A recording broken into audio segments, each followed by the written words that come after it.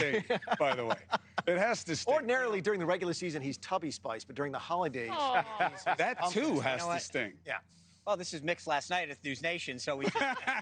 But I'm agreeing with you, which is that they're in there today talking to the folks in Iowa. And my guess is Nikki Haley didn't do your program because she was doing something local. Listen, I'm sorry. There's a point. It's one thing. I get what Chris is saying, because it's not just one outlet. She doesn't do anything. Right. And that's, look, the reason you do media is because you can speak. And there's a reason they do debates, is it's an opportunity. Yes, the target is Iowa, New Hampshire, South Carolina, but you having a national audience of donors and activists that can help give you that momentum that Chris is talking about. The bottom line is, it's not like doing some media or not doing other. Christie's been doing a bunch. Ramaswamy's everywhere. DeSantis is doing a ton of conservative media. Why not, wait, but that's, why do you think you're the South Carolinian. Yeah. I mean, 100 hostages were defend freed Nikki from Haley, Hamas captivity, like Mia Limber and her dog, Bella. Limber giving her first interview. She was a huge help to me. She kept me busy. She was moral support, even though she didn't want to be. Yeah, and I'm just so happy that I managed to do this journey with her. But the rage of other freed hostages is boiling over. In leaked audio of a meeting with Prime Minister Benjamin Netanyahu, one woman is heard complaining of the feeling that no one was doing anything for us. I was in a hiding place that was shelled, and an Israeli helicopter shot at us on the way to Gaza. And tonight, the situation is growing dire for Palestinians trying to flee southern Gaza. Egypt has now deployed thousands of troops to prevent potential refugees from storming what's become the last exit out of the Strip. Now, Egypt says that they don't want to participate in the, quote, forced displacement of Palestinians. But of course, they also have their own security interests in mind, not wanting to facilitate the entry of potential Hamas terrorists onto its territory as well. John? Chris Livesay in Jerusalem. Thank you. Former House Speaker Kevin McCarthy says he will resign from Congress at the end of the month. A California Republican made the announcement in a Wall Street Journal op-ed Wednesday. The decision comes 2 months after a faction of his own party led the charge to oust him from the speakership. Later this hour, congressional correspondent Nicole Killian will join me to discuss what led to McCarthy's decision and where this leaves House Republicans in the new year. The stage is set for the 4th Republican debate without Donald Trump, and it's a smaller stage than it was for the last one.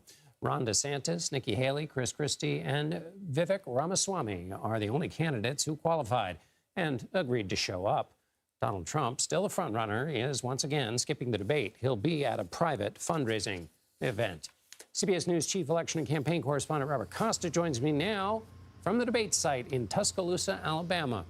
Bob, by every possible measure, Donald Trump has a prohibitive lead. And while the debates have tweaked the order of the non-Trump candidates, they haven't done anything but improve Trump's lead in the polls. So what are some of the things these other candidates are going to be trying to be doing? And will they be keeping in mind their future as something else in a possible Trump administration? A lot of calculations going on here in Alabama tonight, John. Good to be with you. For the Trump rivals in this race, this is a crucial moment. Are they actually going to start to gain traction in the closing weeks against Trump? Or are they going to start essentially playing for that vice presidential slot you seem to be suggesting and nodding to in your opening remarks? For Governor Chris Christie, the former New Jersey governor, this is an opportunity for him to stand aside from the other three on stage and take on Trump directly and say his recent comments, talking about being a dictator on day one in that recent town hall on Fox News, that's out of line, that's out of bounds for American democracy. In particular, that he's ready to take on Trump as the standard bearer for the party, for traditional Republicans at least. For the others, it's trying to navigate that dynamic of wanting to court the Trump coalition and the Trump voter, but not wanting to alienate them at the same time, but wanting to find a balance politically in how they can make overtures to Trump voters, but also be seen by traditional Republicans and Trump critics as one of them. In your conversations with staff, Bob, do any of these candidates or their staff characterize the kind of events that would need to take place to shake Donald Trump's position in the primary at this point? I mean, how do they talk about it in a race that has seemed so stable and against change? So far, Florida Governor Ron DeSantis and former Ambassador Nikki Haley have been leaning in a bit to questions about Trump's electability, saying it's time for the Republican Party to move on from the past, to move on from what they describe as a culture of losing, looking back at the 2020 election. What I'm watching as a reporter is, do they lean into that even further tonight? Do they not just say, well, we need to move away from the past, move toward a more winning coalition? Do they say, Trump can't win, elect me? And that this is a make or break moment for the Republican Party. They either go with Trump or they go with us, one of us on stage. And I'm not sure any of them at this point in early December are ready to make such a stark case. But I don't see how else they start to really break this open if they keep dancing around the Trump question. Indeed. Robert Costa in Tuscaloosa, Alabama. Thanks a lot, Bob. Bob and our political team will bring you special coverage of tonight's debate in Alabama. You can stream their analysis following the event at 10 p.m. Eastern. 10 Republicans who filed paperwork claiming Donald Trump won the 2020 election in Wisconsin admitted Wednesday those filings were false. It's the first time any Trump electors have revoked their filings that wrongly declared Trump's victory. As part of the settlement, they agreed never to serve as electors when Trump is on the ballot and signed a statement saying their actions were, quote, part of an attempt to improperly overturn the 2020 presidential election results. And in Nevada, the state indicted 6 people for allegedly trying to overturn the election in favor of Trump. It's the third state to file criminal charges against fake 2020 electors. Still ahead, the lessons learned from Norman Lear. Did you plan to topple old taboos when you put these shows on the air? There weren't taboos to me. You could hear anything we were saying on in a schoolyard. How the famed producer forever changed television. And CVS announced a new policy to make prescription drug prices more transparent. But will it make drugs more affordable? You're streaming CBS News Primetime.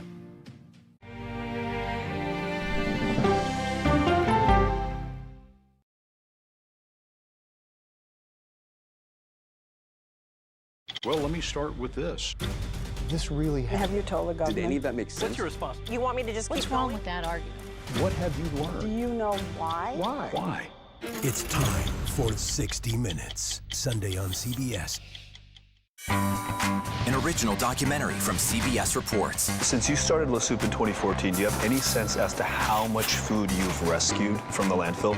We've rescued 4.5 million pounds. I can't even fathom how much food that is. And that's one little person in one little city in America. We're going to call this chicken piccata.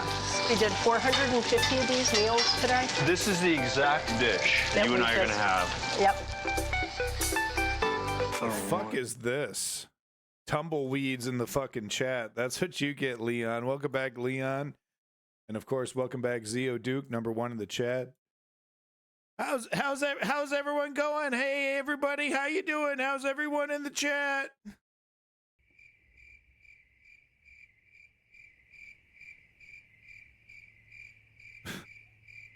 That's how it's going in the chat. That's the usual abandoned nihilism chat. Like, I don't want to say anything. I don't want to say anything or the host is going to yell at me. I don't fuck with. That's loud for you. It was good YouTube, though. Sad's got 3,000 word essay I'm writing. 3,000 word, that's easy. You bang that out in an afternoon, my buddy. Ram Swami looking for game-changing moment. I can't wait to institute full-blown fascism. That's what Republicans want, and that's what Republicans are going to get. What about the rest of the country? The rest of the country can pound sand. Voting age, 25. So anyway, folks, how you doing? Welcome to the motherfucking News Underground. I am your motherfucking boy, Abandoned Nihilism, a.k.a. The Harbinger. Yeah, that's right. I'm applauding myself. Because look, I hit start stream. It's very difficult. This is a very difficult thing to do. Ooh, what is this? This looks cool. Is this a game? Check that out. I'm going to check that out later. Hope you're doing well.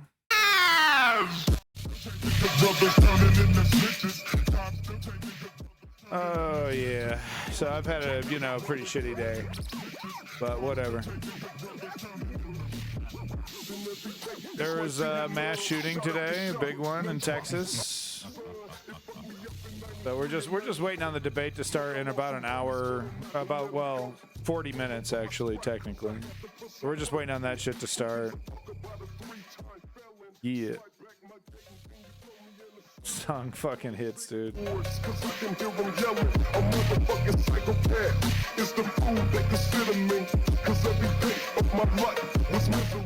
That's DJ Ripper Main, Necronomicon full album. Make sure you check them out, folks. Check them out on SoundCloud.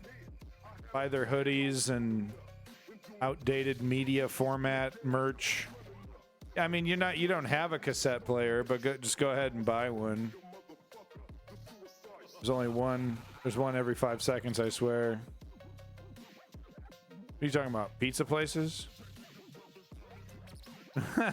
Getting 5 views. No, it's pretty fucked up. It's pretty fucked up. The view count is way too low on some of these tracks. Vivek Ramaswamy. Is this all we got? I'm sure we're gonna get some more. So we're gonna double check YouTube, see if any other. Oh, here we go. Okay. Let's see what Tiwata has to say. Oh, Tiwata. When we come back. Oh, they're going to a brief break. Well, fuck off. All right, we got Tiwata on this. We got CBS. And Newsmax is hosting the thing. These fucking fascistic nerds. It's like Newsmax and fucking...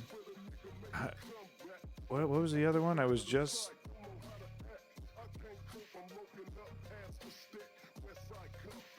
No, okay, News Nation and News. I'm getting these two mixed up. Yeah, so I was tripping out. So it's News News Nation, Newsmax, OAN, One America News. Welcome welcome South Boston. It's your boy Lenny. And yeah, you'll have to excuse me. I've had a shit day. So. I disagree with that characterization. Rejecting the premise. All right. But a lot of we're out in Iowa. I mean, they're so blatantly right wing. They're so blatantly pro authoritarianism. There's no hiding it. And these networks are cropping up everywhere. There's one in UK called GB News. I think there's more than one. I think Sky News, or was it Sky or The Guardian, or one of those was just extremely right wing. It was really quite shocking looking at some of the coverage. They were like debating Jordan Peterson, or was it The Nation? I was like, oh my God. I was like, I thought this was like a respectable news agency. I think maybe it was Sky News. That was like, they were doing a full like Matt Walsh, What is a Woman documentary, interviewing Jordan Peterson and a bunch of other fucking clowns as experts. So this is part of the MAGA template. This is part of the MAGA template. They need this, these kind of propaganda networks to back them up. Here's the problem, though, is that with MSNBC, the state of MSNBC, the state of corporate media that, buttresses the neoliberals, it's an embarrassment. It's nothing to defend. Click, bitch.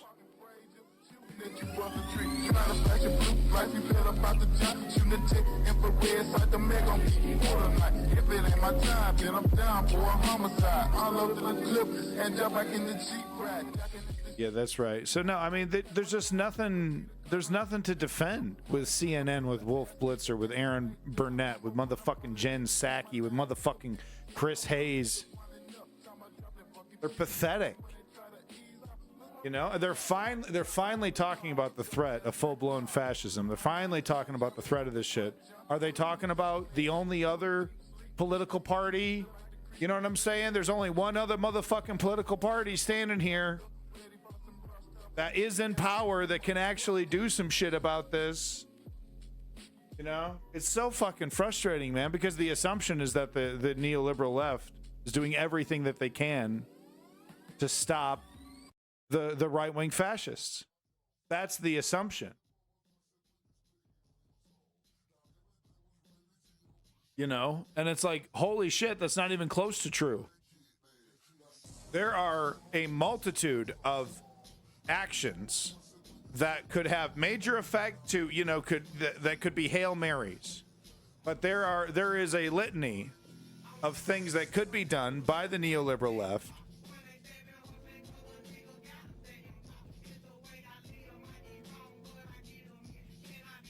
No, strategy member, no. Jordan Peterson, you know, I'm skeptical about his entire body of work, quite frankly, because I always hear that caveat that, oh, he's really well respected in his field, yada yada yada. The man blatantly rejects science. I find it hard to believe that he's a legitimate, respected member of his biologist. I thought this guy was some kind of psychiatrist or something. No. I'm not buying into this idea that Jordan Peterson's an expert at anything. Man's a fucking hot mess. I mean, yeah, I mean, from what I've seen of GB News, like, it's pretty fucking sad. It was a joke as him being an expert in something he's, oh, I see. Got him. See? You're so clever I can't even pick up on it. It's hard. Chat is hard. Being clever and funny in chat is difficult. So I hear you, bud. This is gonna be a fucking travesty. These motherfucking fascists. I'm gonna say it, dude. Fascists, man. There's no other way to put it. Nikki Haley, yeah, you're a fascist. You fucking bet. She just wants a quieter, softer fascism. Oh, maybe we don't have to be so mean when we're taking everybody's rights. That kind of bullshit. But nah, Chris Christie, he just wants that. I mean, Chris Christie knows he doesn't have a chance, and the only reason he's up there is because he's going to stir shit. Same thing with Vivek Ramaswamy, and Vivek Ramaswamy is the true, like I said, I've said before, he reminds me of fucking Bloomberg when he ran. Bloomberg was like, we just gotta fucking blow everything up and put a fucking hardcore corporatist in charge. We just gotta run this whole fucking country like one of my businesses. Does not fucking work like that.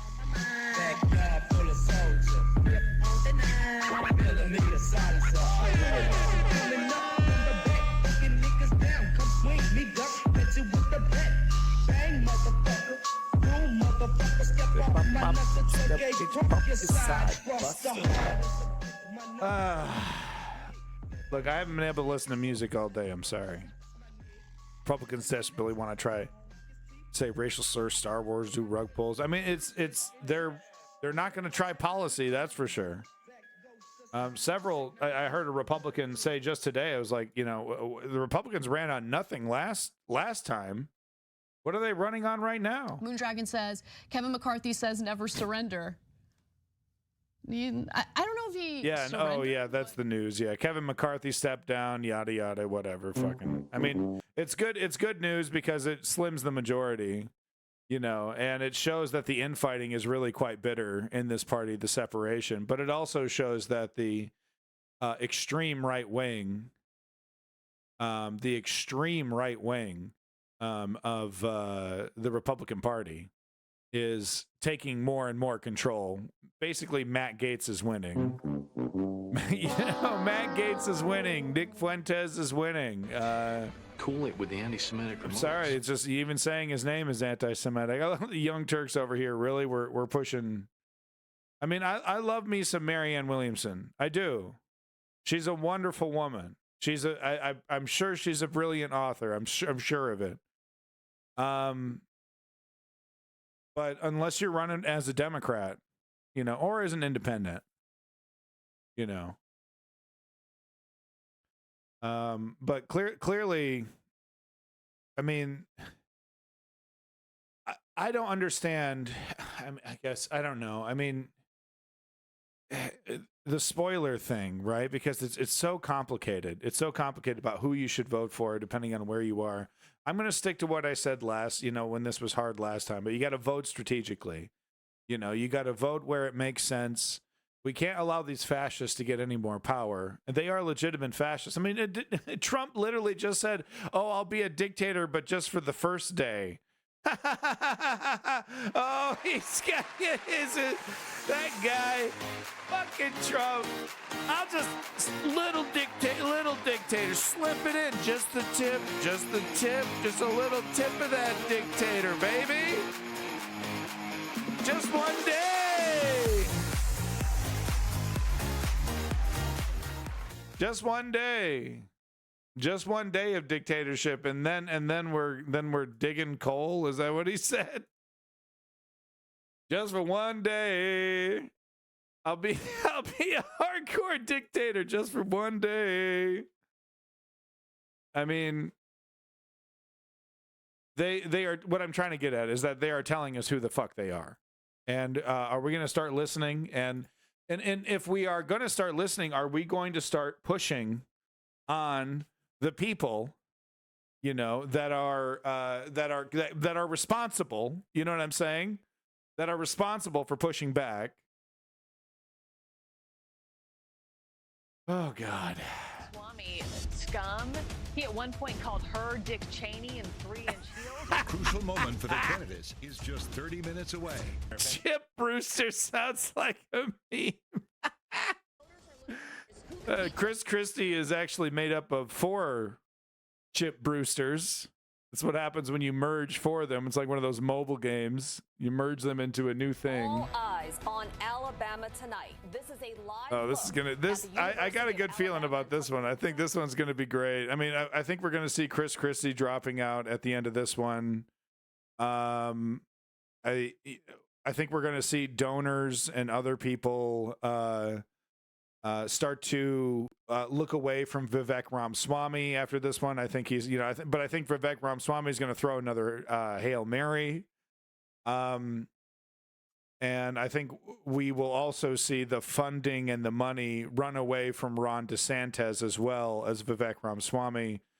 And I think we're going to see the establishment make a final desperate push behind Nikki Haley in an attempt to be like, well, there's an alternative to clownish fascism. We can have a more quieter, more subversive fascism. Well, you didn't miss a goddamn thing. Half hour before this disaster begins. We're just going through the various live streams that are doing. Oh yeah, we do have some live news about McCarthy here. Nicole Killian to talk about this. Yeah.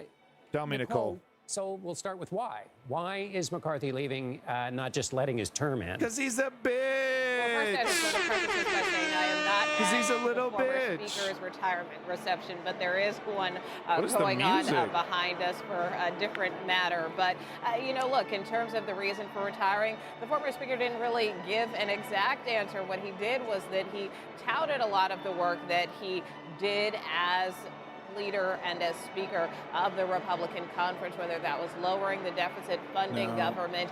He says that those were the right decisions to make and that he wants to continue working on behalf of the American I read an article just last week. A person close to him was saying he's super butthurt because he only got 9 months, and he's like he doesn't know what to do now. So this has been in the winds. As far as his term is concerned, he plans to leave by the end of this year.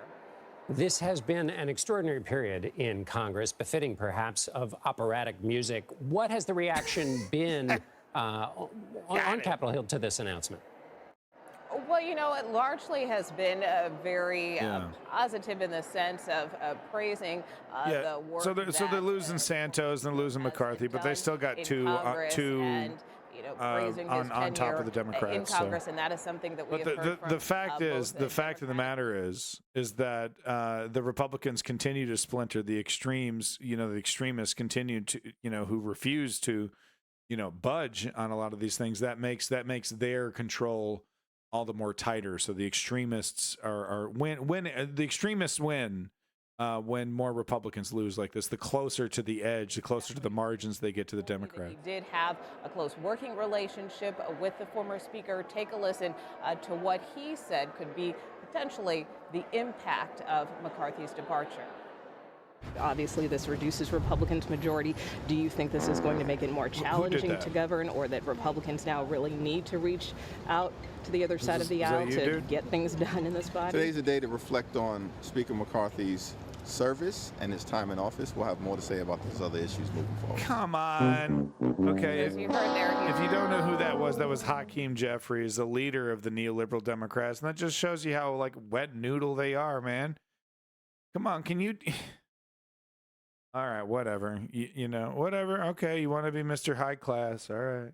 Work with Democrats in order to try to get things done here in Congress. But Nicole, as a last question, you were right on the nose, which is the margin has shrunk and there's a lot of busy, complicated work to be done. What's the betting on how this will, in fact, affect the ability of the Republican majority to get any work done? Yeah, exactly. Well, it is a quickly shrinking majority in the House. Of course, just last week we had the expulsion of New York Congressman George Santos. No, if it was World War III, nothing's getting done. A Republican. There won't be a special election to fill his seat until early next year. Of course, that is something that Democrats would like to pick up and put in their column. Of course, now with the departure of Kevin McCarthy, that means Republicans are down two. And then you have another Republican Congressman, Bill Johnson, who may be taking a post at a university early next year in Ohio. So that means they would be down three. So it really does shrink the majority considerably. We already know that it is hard to pass legislation in this body, and I did talk to some House Republicans about the potential impact. It's too nice. Media's we too have a very fucking slim nice. majority. Obviously, that's greatly concerning to me. Well, it's hard when you have a 4-seat majority to begin with. This is very, very tough. This is probably the smallest majority maybe ever in the history of our country. I wish Kevin wasn't retiring, but he is. That was Don Bacon, who's a more moderate member. Of course, Congressman Don Marjorie Taylor Bacon? Greene, who's a more conservative member. Shut the fuck up, dude. Shut the fuck up. They kind of regret how this whole process went down. Oh, I'm with Don Kevin McCarthy Bacon. in Shut terms of the that fuck motion up, to vacate. Don. And so this could present some Don challenges, Bacon. especially in the new year, with Speaker Johnson having to, pass appropriations packages, keep government funded, which will be a tougher lift for him and the Republican conference if they have this slimmer majority. I'm Don Bacon. Nicole Killian on Capitol Hill, breaking it all down for us. Thank you so much, Nicole. You bet. Fuck you. Senate Republicans blocked an attempt by Democrats Wednesday to pass an assault weapons ban and universal background checks for gun purchases. Democrats attempted to advance the bills by unanimous consent, which means any single lawmaker could have blocked it from passing. Even if they were successful, there's little chance of either bill making it through the Republican-led House. Wow. New Mexico's Attorney General has filed a lawsuit against Standing Meta. up tall when there's no consequence. And CEO Mark Zuckerberg are accused of allowing its platforms to become a, quote, marketplace for predators in search of children. Here's Jolene Kent. It was shocking, quite frankly, to see the explosion of sexual interest in these kids almost immediately. I mean, everyone New Mexico knows Attorney General what's Raul going on Torres says TikTok, his right? investigation into Meta found that Facebook and Instagram's algorithms. Everybody knows what's going on TikTok, right? The civil lawsuit alleges Okay. soliciting them to sell pictures or participate in pornographic videos. 6 Law degrees enforcement of set up Dan an Bacon. undercover operation using test accounts like this one, showing AI-generated photos of a fictional 13-year-old girl from Albuquerque. The complaint says followers flooded the account with unsolicited messages filled with pictures and videos of genitalia, which she received at least 3 to 4 times per week. I don't think they have a deep appreciation for how many predators there are in these spaces. If you're a predator today, are Facebook and Instagram the best places to do My business? kid is not Absolutely. getting on Facebook, Absolutely. dude. There are simply not enough safeguards in place. This is a place where predators have the upper hand. Meta declined to comment on the lawsuit, but said in a statement it Fucking uses Mark sophisticated Zuckerberg made a technology pedo to help tool. root out Awesome. predators and disabled more than 500,000 accounts in a single month for violating child safety policies. The message to parents nationwide should be that they can't trust that Meta is a safe place for their children. Period. Unfortunately, child for the predators stock are price, I'm present sure. across all of the social media platforms, and the New Mexico Attorney General says he will continue to investigate other platforms as well. As for Meta, the CEO, Mark Zuckerberg, is set to testify before the Senate Judiciary Committee next month, and he will appear alongside the CEOs of Snap, X, and TikTok. Oh, wait a minute. What? Oh, the CEO of X. Okay, which is that puppet that Elon installed. Except for day one. Meaning? I want to close the border and I want to drill. That's not retribution. I'm going to be. That's not retribution. We want revenge. We love this guy. He says, "You're not going to be a dictator, are you?" I said, No. Other than day one. We're closing the border and we're drilling. After that, I'm not a dictator, okay? Oh, okay. So does that make you feel better, John? It's just for one day. Just for one day. I mean, the implication that he thinks it's cool or funny and that they do too, that he'd be a dictator, doesn't make me feel better. The fact that the way he delivered it also made no sense whatsoever doesn't make me feel great. Yeah, I love no, strategy member, exactly. It's like, does anyone care though? I mean, like, what is Meta, Facebook? You know, like, I check it once a year, because of my old high school buddies. Right, to kind of update them that I'm still alive. But like Gen Z, Gen Alpha, they're not touching that shit. Response to a question that's coming. Don't say doing your wife. Don't say doing your wife. Don't say doing your wife. And he opens up his mouth and says, doing your son? Oh, John, you are hilarious, buddy. I mean, you're fucking splitting sides over here. Speaking of comedy, let's see what's going on over at News Nation. If he were here, he'd suck all the oxygen out of the room. He's not here, and he still sucks all the oxygen out of the room. It's fascinating Talking about to watch Tumpy-Flumpy? in politics because I've been doing this for 25 years. I've never seen someone with a stranglehold Yeah. on a movement or on the base like. No, it's I don't know, a cult of personality. There's really no other way to put it. Say things that not only take oxygen out of rooms, they take oxygen out of news cycles. He was asked by I take Sean the Hannity oxygen out of this at a guy's town butt. hall in Iowa about He's whether sexy. or not he would use the power Get of the it. presidency for retribution. Here was his answer. Yay. He says, Yay "You're not going to stuff. be a dictator, are you?" I said, No. Other than day one. We're closing the border and we're drilling. Is this a good or drilling. bad After thing, that, News I'm not a Nation? I'm dictator. curious. Are they going to defend this? All right, other than day one, he won't be a dictator. Now everybody's going to have to answer for, will you support a dictator? Is it okay to be a dictator? On and on and on. Blah, Okay. blah, blah. This would be the question. How much of this helps Fake Donald news. Trump in the primary, which it does, because he's going to play the victim from all the media criticisms he's gotten. He lost to Joe Biden, in large part, we know from polling, because of moments like this and how the media treated him. You can debate whether it's fair or not.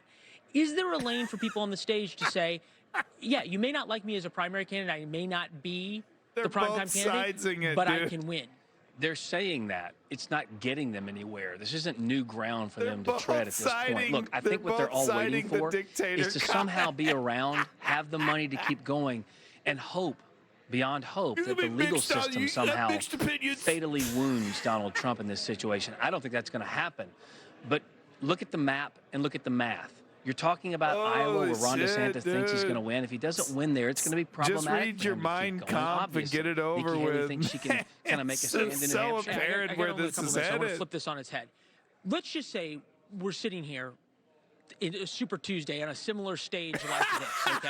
And the following things happen. Ron DeSantis is on Iowa. Nikki Haley has won in New Hampshire. We're going to be sitting here and saying it all started in Tuscaloosa. We're going to say that. There's going to be something that happened tonight that changed the conversation. Sure. Okay, well, we have a primetime debate in 20 minutes, okay? So what has to happen to change the dynamic? Yeah, Or- but if ifs and What buts has were to candy and happen? nuts, Trump it'd all has have a to Merry keel Christmas. over You and can't itch your way to die, this. We dude. know the reality that exists right now, and Donald Trump's stranglehold is going to be tough to beat, especially when he's not on the Yeah, stage. well, Look, I not think there are beat ways Trump, that Nikki and but Ron and Vivek and Chris Christie put up a can fight. have their fights because they're trying to rise to the I thought DeSantis was going to put up a fight. I thought he was going to make a clear difference. He was going to say, no, we're going to do all the fash anti-woke stuff, but we're going to do it with dignity.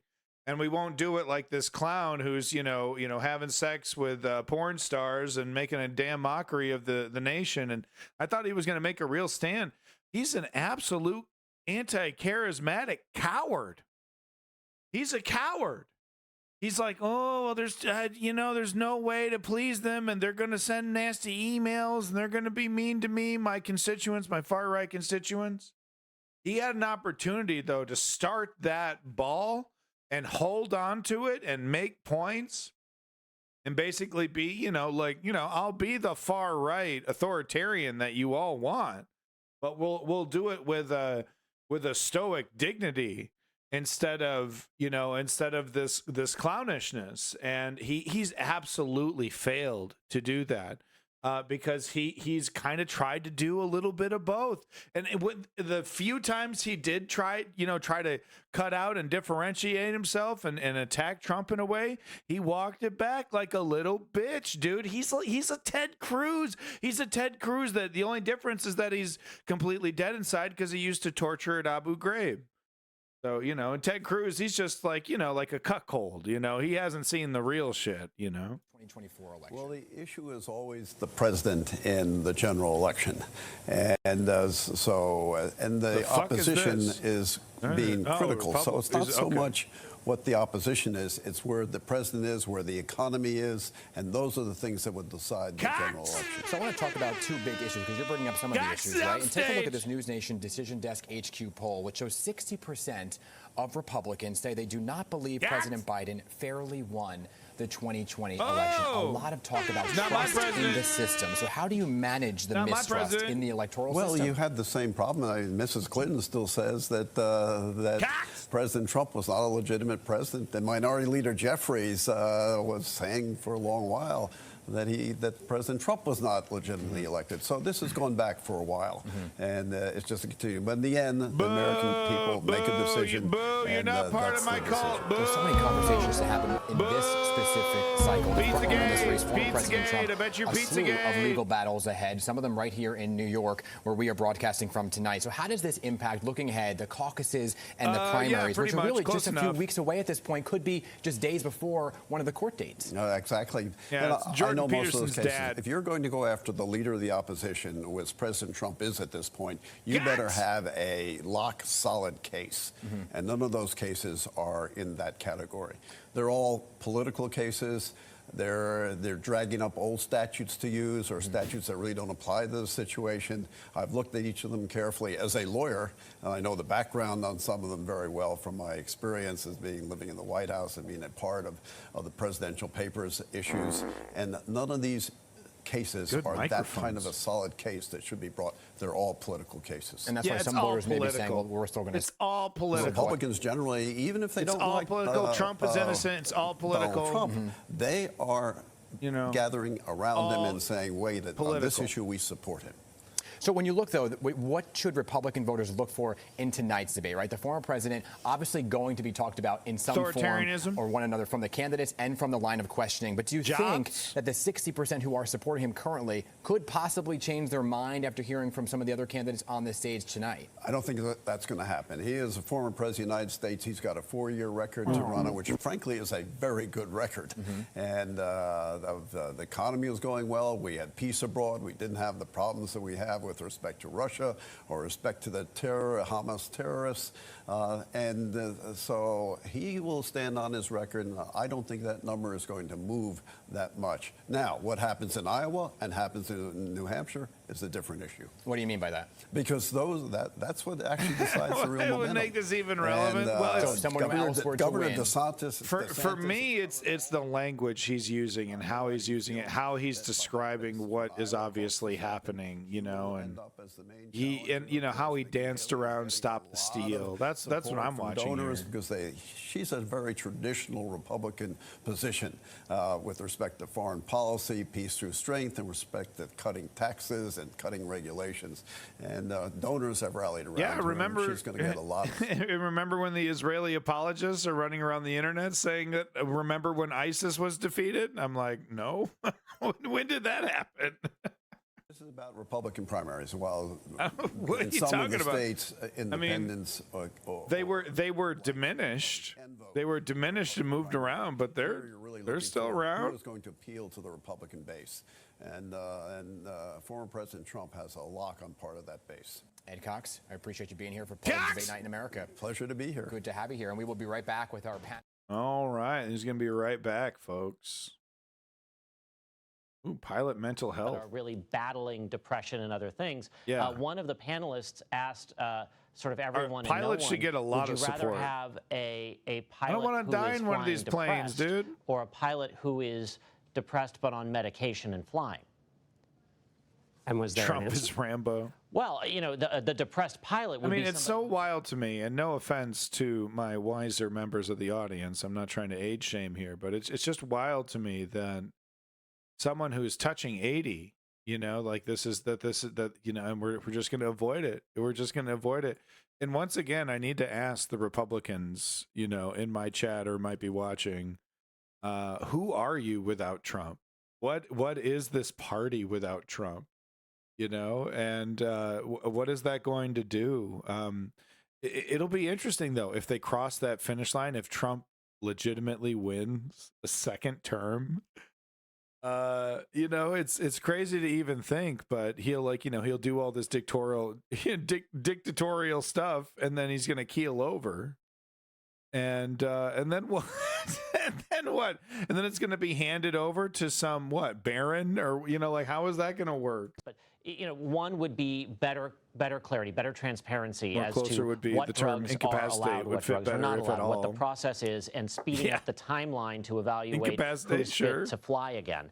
There are broader aspects of, Zio you know, Duke, making absolutely. it not something that you necessarily immediately He's a get tough your guy. medical certificate pulled if you seek therapy. The economy was so good, guys. The economy was so good. They always talk about that. It's like, I remember, it was like, it wasn't that good, you know? Gas was still like, you know, hovering as like $3 or $4 a gallon in San Francisco. Oh, nice picture. We would ask the presidential hopefuls after the break. You're streaming CBS News Nikki Primetime. Haley. Vivek Ramaswamy. I look like Butthead. It's just coincidence, guys. Stronger than you, fitter than. Okay, TYT doing promos. Oh, lordy. Here we go. Let's hey, come on, man. Do this shit. Gotta pledge allegiance. It's beautiful. Beautiful. I, for one, welcome my new right-wing authoritarian masters. Reese Hunter Jr. at the University of Alabama. Probably the toughest performance of the night. A very hard song to How are you sing gonna well. grope her and she did it a backstage, cappella. Kumo? Good for her. Now, we're going to see the candidates come out onto the stage because they're so anxious they're going to start early. No, they're out there for a photo op. They're going to do that, then they're going to reset. Is Megyn and Kelly the running? debate She will looks start great. as She looks planned. very Here are the presidential. moderators there that we have from all of the three different things. Of course, we've got News Nation's Elizabeth Vargas there leading the way. We have SiriusXM's Megyn Kelly, and we have Eliana Johnson from the Washington Free Beacon. All three are there. All will be asking questions, of course. It's a very proud night for us here. There's a at story News Nation. there. First We time got a we've story ever from had a Golden debate. First Ratio time they've ever about had a that. That's debate here in that's Alabama. interestingly And again, specific. Can't say it enough. This is the last chance for people who want to be your president. He's going to stair to walk make a and case cycle to you ride his before way the to holy victory days, over when they'll be bricks. dealing not with just their family, but all of our families and the donors and the constituents and the Iowans that they need to believe in them. Biden? This Oh, that you're is talking about the Biden. moment. Either they Yeah, make no, it yeah. or they don't. So, Scotty, let's talk about a little TV here for a second. I mean, quite frankly, I think it's a little cruel. But look, Biden, he wants to put himself through this. He's wanted this since he started his political career, so I don't know, man. A part of me admires a guy who's, that close, and is still up and about and doing it. I don't think he's, I think he's slowed down, but I don't think he's, Ronald Reagan, you know what I'm saying? Like, he doesn't know where the fuck he's at. I don't think that's the case at all with Biden, but I mean, it's just, it hits us all, man. It gets us all. It seems a bit cruel, but I mean, he seems like this is what he wants. Unless they're playing, between the 40-yard line and the 40-yard line, I would say not that much, because the real debate, again, is who you talking to out there in the public, and are you resonating with that voter? And again, are you contrasting and saying, I'm ultimately better than Scotty is, or Scotty's better than I am in making your case? It's not, I would argue, not enough to say, this is what I believe. This is what I believe, and this is why I can get the job done better than Scotty.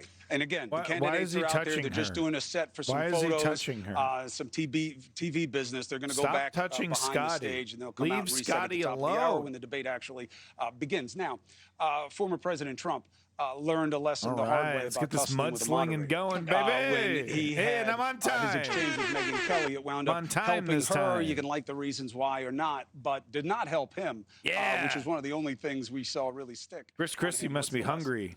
He's looking at these other guys on stage like, yummy. Why listen to Scotty? Scotty doesn't know.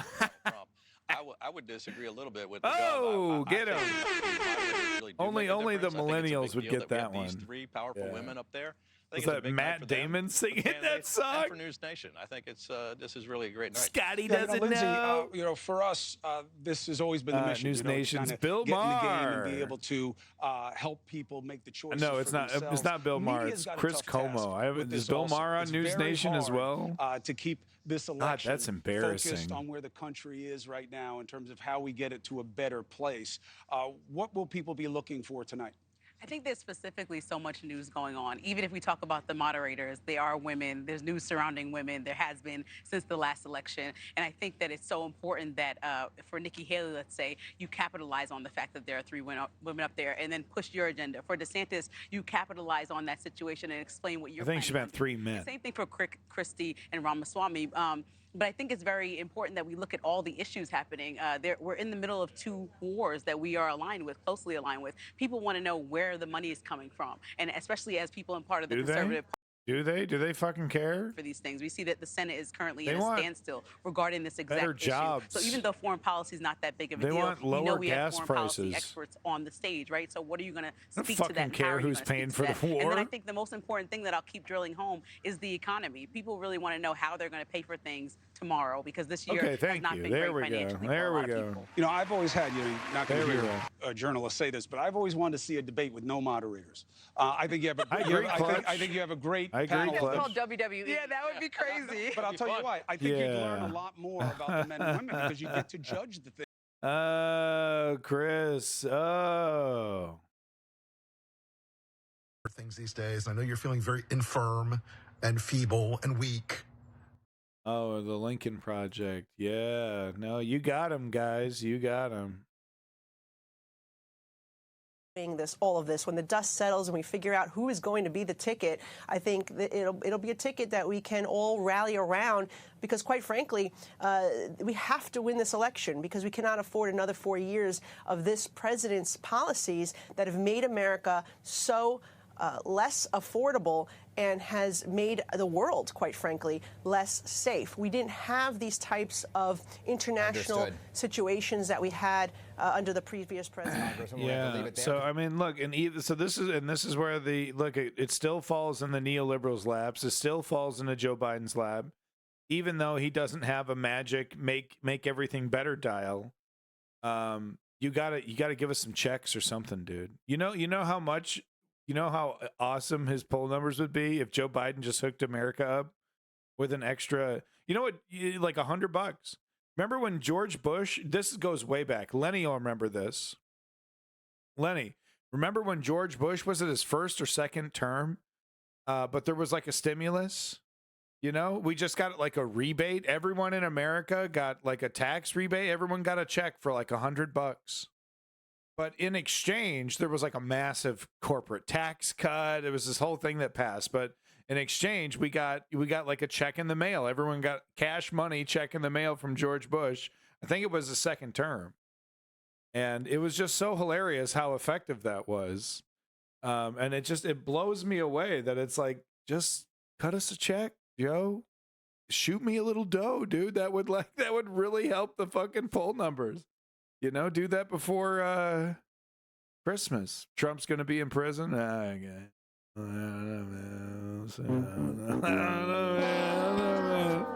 I don't know, man.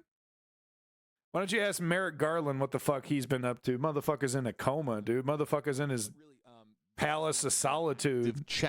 A chat that we are going to be monitoring. Welcome back, because your Davin, Clutch, Strategy, everyone else in the chat. Thank you so much for coming back to the motherfucking News Underground. Which is Thank you for being here. Here where you're watching right now at 10 o'clock Motherfucking Chip Eastern, Brewster, dude. You know what he's chipping. You know what he's chipping. Look at this motherfucker. You know what he's chipping. Yeah, I'll meet you at the Brewster, dude. We're going to be hearing from you as well by interacting with you live on social media, bringing in your comments, spotlighting Thanks, them. Chip. And then we'll also have highlights. So if you don't want to sit there and watch, we the need debate to meditate for 2 for solid about a hours, year. You want I the big agree, moments James only? Fox. Come here. This is the place to be. 10 o'clock This Eastern, is 9 this o'clock. is totally the place to be. It's not really the place to be. Okay, is this fucking shit show started yet? Okay, no, we're doing a big promo for fucking Chris Cuomo. Chris Cuomo's gonna grab your pussy tonight on News Nation. Chris Cuomo. Chris Cuomo over in a couple years, buddy. Got him. I better watch out. That Chris Cuomo mafia gonna come after me, man. That hardcore Italiano family. Yeah. Better watch out, dude. Chris Cuomo Nation.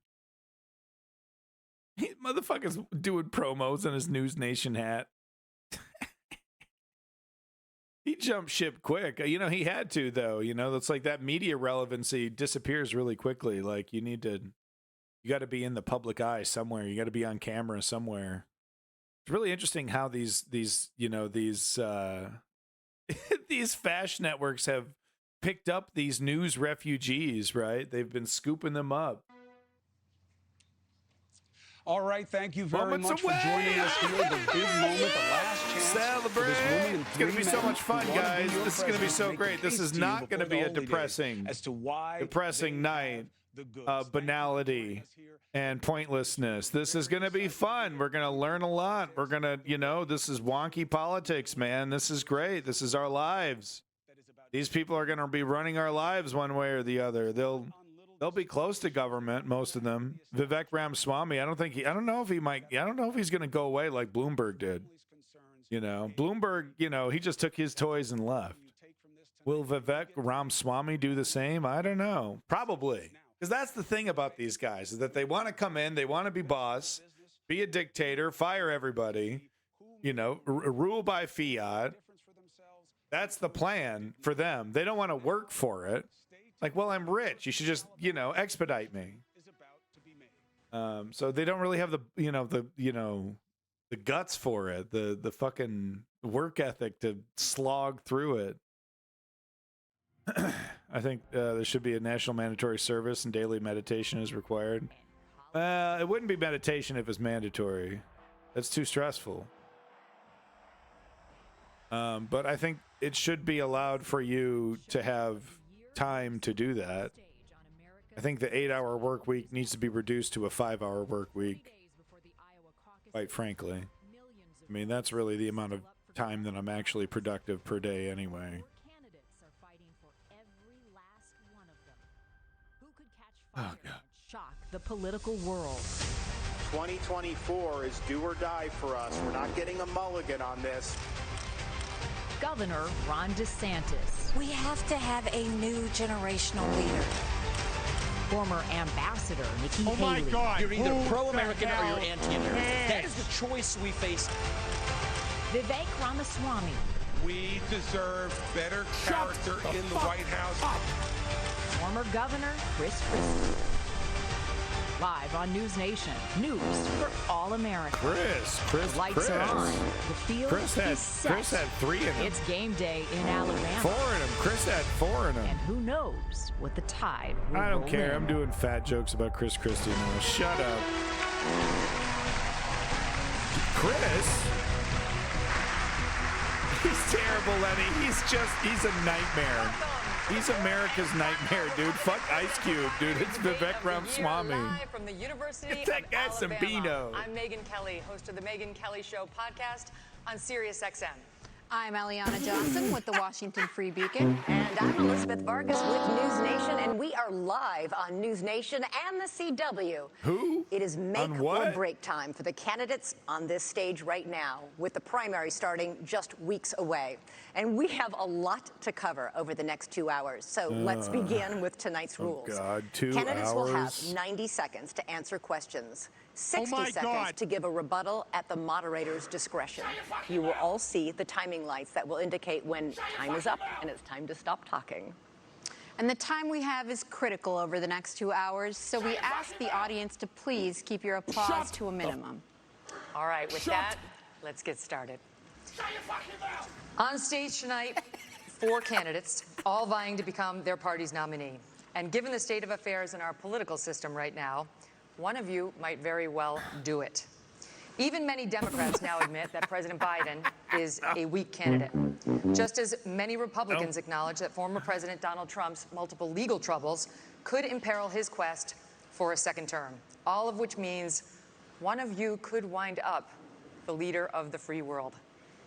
Having said that, Mr. Trump is nearly 50 points ahead of all of you in the national polls, 29 points ahead in Iowa, where the GOP caucuses are less than 6 weeks away. And so, as Republicans get ready to vote on whether any of you might be preferable to Mr. Trump, we begin with the question of electability. Governor DeSantis, your campaign and its super PAC have spent the most money, had the most high net worth donors, and had a wave of momentum coming into this race after your big re-election win in Florida. You were seen by many as the candidate most likely to consolidate the non-Trump field. But here we are, a month out from the first real votes. Dude, he wants and to you haven't peel her managed skin to off. do it. In fact, Nikki Haley is beating you in New Hampshire and South Carolina now, and closing in on you in Iowa. Not to mention Trump, who is not only dominating in the early states, but is beating you in Florida by over 30 points. Is it fair to say, as Senator Tim Scott did when he dropped out, that voters are telling you, not no, but not now? So we have a great idea in America that the voters actually make these decisions, not pundits or pollsters. I'm sick of hearing about these polls, because I remember those polls in November of 2022. They said there was going to be a big red wave. It was going to be monumental, and that crashed and burned. The one place it didn't crash and burn was in the state of Florida. They weren't predicting that I would win the way I did, and I won the greatest Republican victory in the history of the state of Florida. I'm looking forward to Iowa and New Hampshire. The voters are going to be able to speak, and we're going to earn this nomination. And here's what we need. I am sick of Republicans who are not willing to stand up and fight back against what the left is doing to this country. You've got to be willing to stand strong, and you've got to be willing to beat these people. I'm the only one running for president that has beaten these people on issue after issue. We beat the teachers' unions when we did school choice. We beat Fauci on COVID. We beat George Soros when we removed 2 of his radical district attorneys. We beat the Democrats on election integrity. I have delivered results. That's what we need for this country. And you have other candidates up here like Nikki Haley. She caves anytime the left comes after her, anytime the media comes after her. I did a bill in Florida to stop the gender mutilation of minors. It's child abuse, and it's wrong. She opposes that bill. She thinks it's fine, and the law shouldn't get involved with it. If you're not willing to stand up for the kids, if you're not willing to stand up and say that it is wrong to mutilate these kids, then you're not going to fight for the people back home. I will fight for you, and I will win for you. It's such a lie. It's such a lie. It's such a lie about this kids being mutilated bullshit. With just $100,000 in the bank. 5 years later, you're reportedly worth $8 million, thanks to lucrative corporate speeches and board memberships like you had with Boeing. Weeks ago, you met with Wall Street heavyweights, including leaders from J.P. Morgan, Goldman Sachs, and BlackRock. Several other billionaire investors are reportedly ready to endorse you, or recently have, all of which comes with expectations. Aren't you too tight with the banks and the billionaires to win over the GOP's working class base, which mostly wants to break the system, not elect someone beholden to it? Well, thank you. It's great to be here. You know, first I'll tell you, just to respond to Ron, he continues to lie about my record. I actually said his Don't Say Gay bill didn't go far enough because it only talked about gender until the 3rd grade. And I said it shouldn't be done at all, that's for parents to talk about. It shouldn't be talked about with schools. In reference to donors coming on board, look, we will take support from anybody we can take support from. But I have been a conservative fighter all my life. I was a Tea Party candidate when I became governor. We opposed every single corporate bailout we possibly could. We passed tort reform. We passed one of the toughest illegal immigration laws in the country. We passed pro-life bills. We moved in unemployment from 11% to 3%. We took on the unions, and we took on Obama when it came to the unions, the Syrian refugees, and everything in between. And so I've had a fight. And so as much as Ron says that, that's not true. But when it comes to these corporate people that want to suddenly support us, we'll take it. But I don't ask them what their policies are. They ask me what my policies are. And I tell them what it is. Sometimes they agree with me, sometimes they don't. Some don't like how tough I am on China. Some don't like the fact that I've signed pro-life bills. Some don't like the fact that I may oppose corporate bailouts. That doesn't matter. That's who I am. And that's why the most conservative grassroots group in the country, Americans for Prosperity, endorsed me last week. Well, because he didn't respond to the criticism. It wasn't about the Parents' Rights and Education bill. It was about prohibiting sex change operations on minors. They do puberty blockers. These are irreversible. Talk to Chloe Cole. She went through this. Now she's an adult. She's warning against it. She may never be able to have kids again. That is what Nikki Haley opposed. They talk about these things like that. And I just ask you, if you're somebody that's going to be the president of the United States and like you can't stand up against child abuse, how are you going to be able to stand up for anything? That is the truth. We have it on video. I said that if you have to be 18 to get a tattoo, you should have to be 18 to have anything done to change your gender. You said the law should stay out of it. We're gonna get to this in more detail later. Let's finish with electability, but trust me, we're coming back to this issue. Mr. Ramaswamy, for months you campaigned as a unifier. Then you stood up at the first debate and attacked all of your competitors as bought and paid for. The second debate, you changed your tune, saying these are good people on this stage, admitting you can come across as a bit of a know-it-all and rejecting the practice of personal insults. By debate number 3, you called Nikki Haley corrupt, accused Ron DeSantis of wearing high heels, and told Ambassador Haley she should keep a closer eye on her daughter. Can you see how this has led some to conclude you are not, in fact, a unifier, and to question your authenticity? Megyn, I think there's a time and place for everything. We need somebody in the White House who absolutely is going to be a fighter when it counts. And I did say that there were some good people on that stage in that third debate. Doug Burgum was on that stage at that time. And I'll say that jokingly. Ron DeSantis is a good person, too. I want to go back, though, to Nikki Haley's comment from earlier that she is somehow not responding to the will of these donors. Nikki, you were bankrupt when you left the UN. After you left the UN, you became a military contractor. You actually started joining service on the board of Boeing, whose back you scratched for a very long time, and then gave foreign multinational speeches like Hillary Clinton is, and now you're a multimillionaire. That math does not add up. Her body, it adds her up choice. to the fact that you are corrupt. And when I said they were bought and paid for, I meant the Republican establishment, not the Democratic establishment. Chris knows now what he's doing. Reid Hoffman, the person who's effectively George He's not Soros winning Jr. this. He knows that. Funding This lawsuits is about his across this ABC country career. against Donald Trump to keep him off the ballot, funding left-wing causes. We discovered this week that he is one of Nikki Haley's largest supporters. Larry Fink, the king of the woke industrial complex, the ESG movement, the CEO of BlackRock, the most powerful company in the world, now supporting Nikki Haley. And to say that doesn't affect her is false, because it's after that meeting later that day that she says that every American needs to be doxxed by having their ID, their government-issued ID, tied to what they say on the internet. So I think that this is far more corrupt than I even imagined when I entered politics. But I will say this.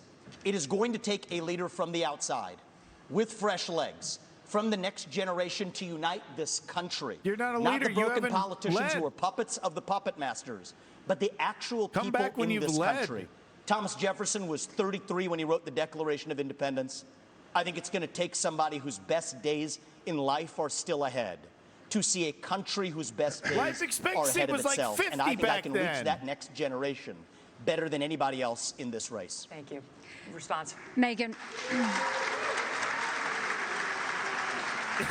First of all, we weren't bankrupt when I left the UN. We're people of service. My husband is in the military, and I served our country as UN ambassador and governor. They're trying to stir It may be shit, bankrupt but to him, but it certainly wasn't bankrupt to us. They made some kind of Secondly, backroom I did serve agreement on or the board of something. Boeing. I did a lot of work with Boeing when I was governor. They were Yeah, a they're great partner shitbags. to They're me. fascists. I served You for can 10 use the months. F word around and then here. when they decided after This COVID that they network is wanted to not go for a afraid corporate to call bailout, right-wingers I've never fascists. supported corporate bailout, so I It's exactly what respectfully the fuck stepped they back are. and got off the board. I love Boeing. They build good commercial airplanes. They build airplanes for our Air Force. I am proud of them. They employ a lot of people in South Carolina. Yay. But that's why I left the Boeing board. So There's about nothing to those what he's gas saying. prices, And in terms of these donors that concrete are policy. supporting me, they're just jealous. They wish that they were supporting them. About But I'm those not going to grocery sit store there and prices.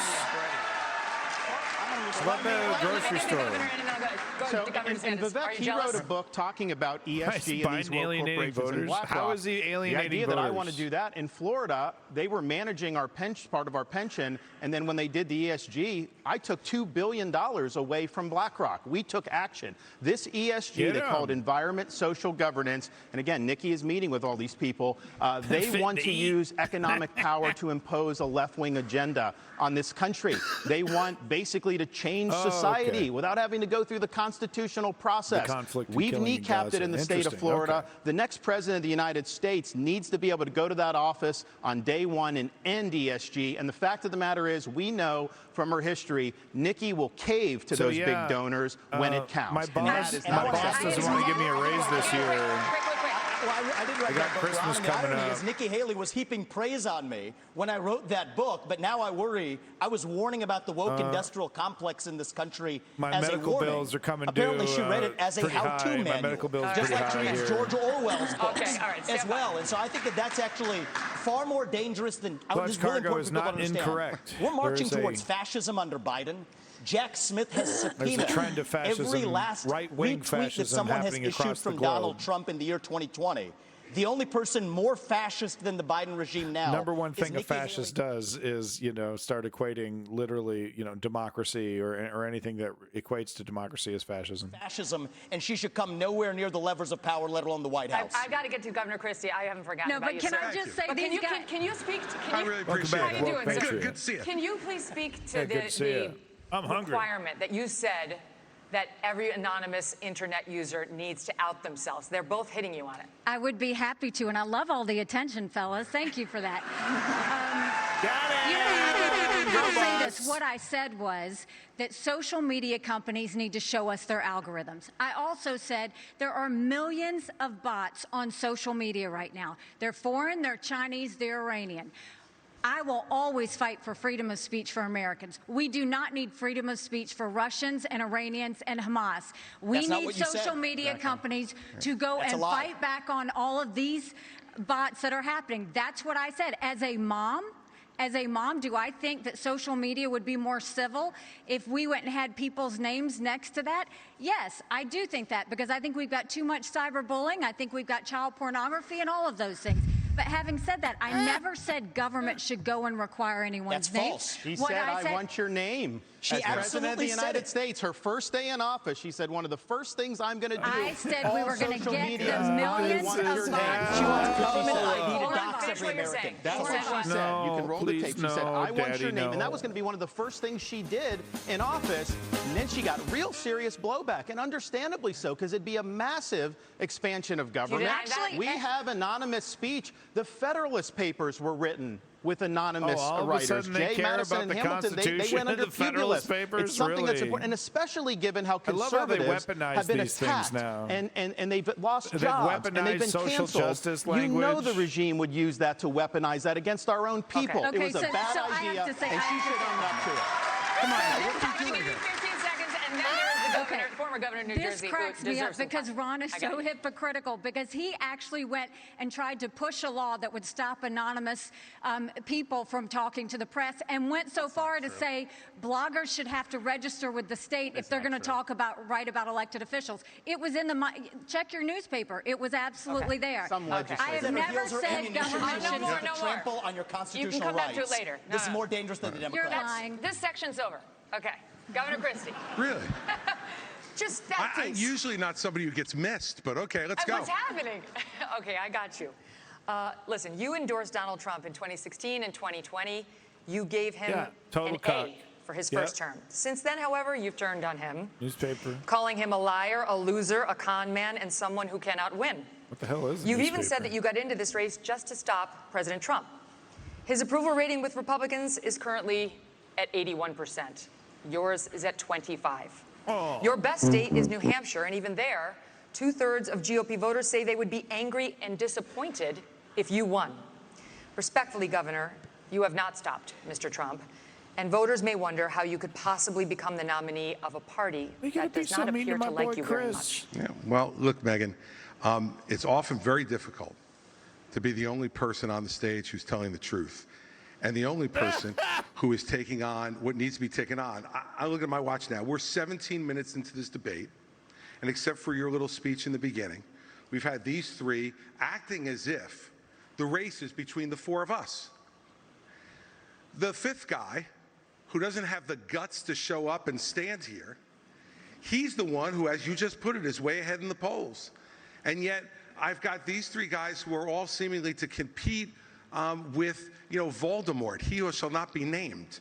They don't want to talk about it. The fact is that when you go and you say the truth about somebody who is a dictator, a bully, who has taken shots at everybody, whether they've given him great service or not over time, who dares to disagree with him. Oh, Chris. Then I understand why these three are timid to say anything about it.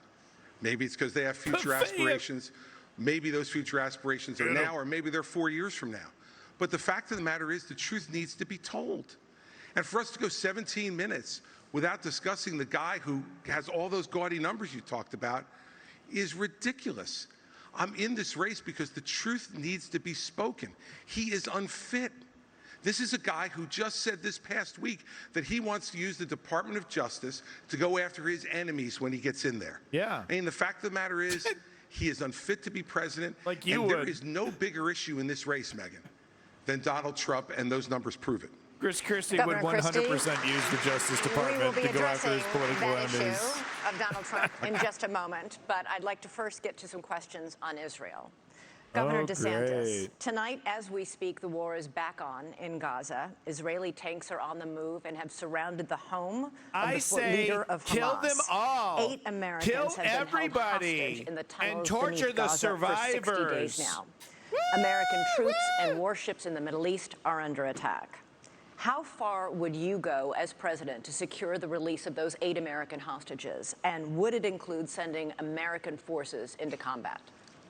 We have to look out for our people. When there are hostages, Commander-in-Chief, you have to do whatever you can to get them done. But the overall issue with this is this administration is trying to hobble Israel from being able to defend itself. Yeah, they have a right sure. to eliminate Hamas and win a total and complete victory so that they never have to deal with this Yes. again. Hamas wants Golden. nothing less than a second Holocaust. They would wipe off every single Jew off the map. They would destroy the state of Israel if we could. Joe Biden will say they support Israel, and then they do nothing but try to kneecap them every step of the way. You should not try to direct their war effort. We should work together with them so that they can bring Hamas to heel. Look, I served in Iraq back in the day. I'm the only one running for president that served in the military. Iraq, I understand that part of the world. We kicked butt in It's Iraq. not the best part of the world. We do have troops there that Biden is leaving basically as sitting ducks. Oh, wait a minute. And you have the Iranians that are we haven't attacking left these Iraq. troops, and he's responding with basically pinpricks. If you harm an American service member, you're going to have hell to pay when I'm president. We are not going to let our troops kill be 'em sitting ducks. all. We also need to look at what's the underlying problem here. Iran.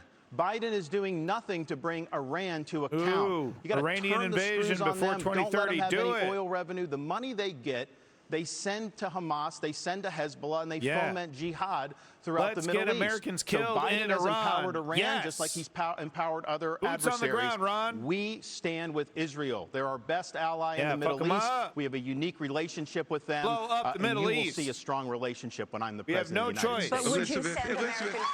Elizabeth, look. This is the problem with the first 3 debates. Ron gets asked a question, and he doesn't answer it. Your question was very specific. You said, would you send American troops as commander-in-chief? Fuck 'em up. And he went on to this minute and 30-second hosanna about his knowledge of the military and what we need to Hosanna. do, and didn't answer your sounds question. delicious. Look, when you're president of the United States, you're not going to have a choice whether to answer that question or not. Your generals, your Secretary of Defense, your Secretary of State, your National Security Advisor are going to present plans to you. They're going to look at you and say, do we go or don't we, Mr. President? And you can't give a 90-second speech about your military service, as So laudable as it would you is. send American troops in to rescue those hostages? Absolutely. Hell Absolutely. If they yeah. had a plan which showed me Fuck 'em that up. we could Fuck get 'em them up. out safely, you're damn right I'd send the American Army in there Damn to get our right. people I'd home eat and get that them home now. hoagie. And I'll answer I that mean, question send directly. them in. Thank you, Governor Christie. Thank you so much, Governor. Mr. Ramaswamy, you have said it was irresponsible for Ambassador Haley to call Hamas's terrorist rampage an attack on America and for her to, quote, rabidly shout, finish them, end quote. Kill them. Kill The them. Hamas Kill terror them. attack left dozens of Americans dead and was Yeah, the kill deadliest attack 'em. How on come you don't Jews want to since kill the them all, Holocaust. Ramaswamy? Why wouldn't it be a good thing to finish Hamas? Yeah, kill them Finish all. them was purposefully vague in a discussion that included Iran, which is what I objected to.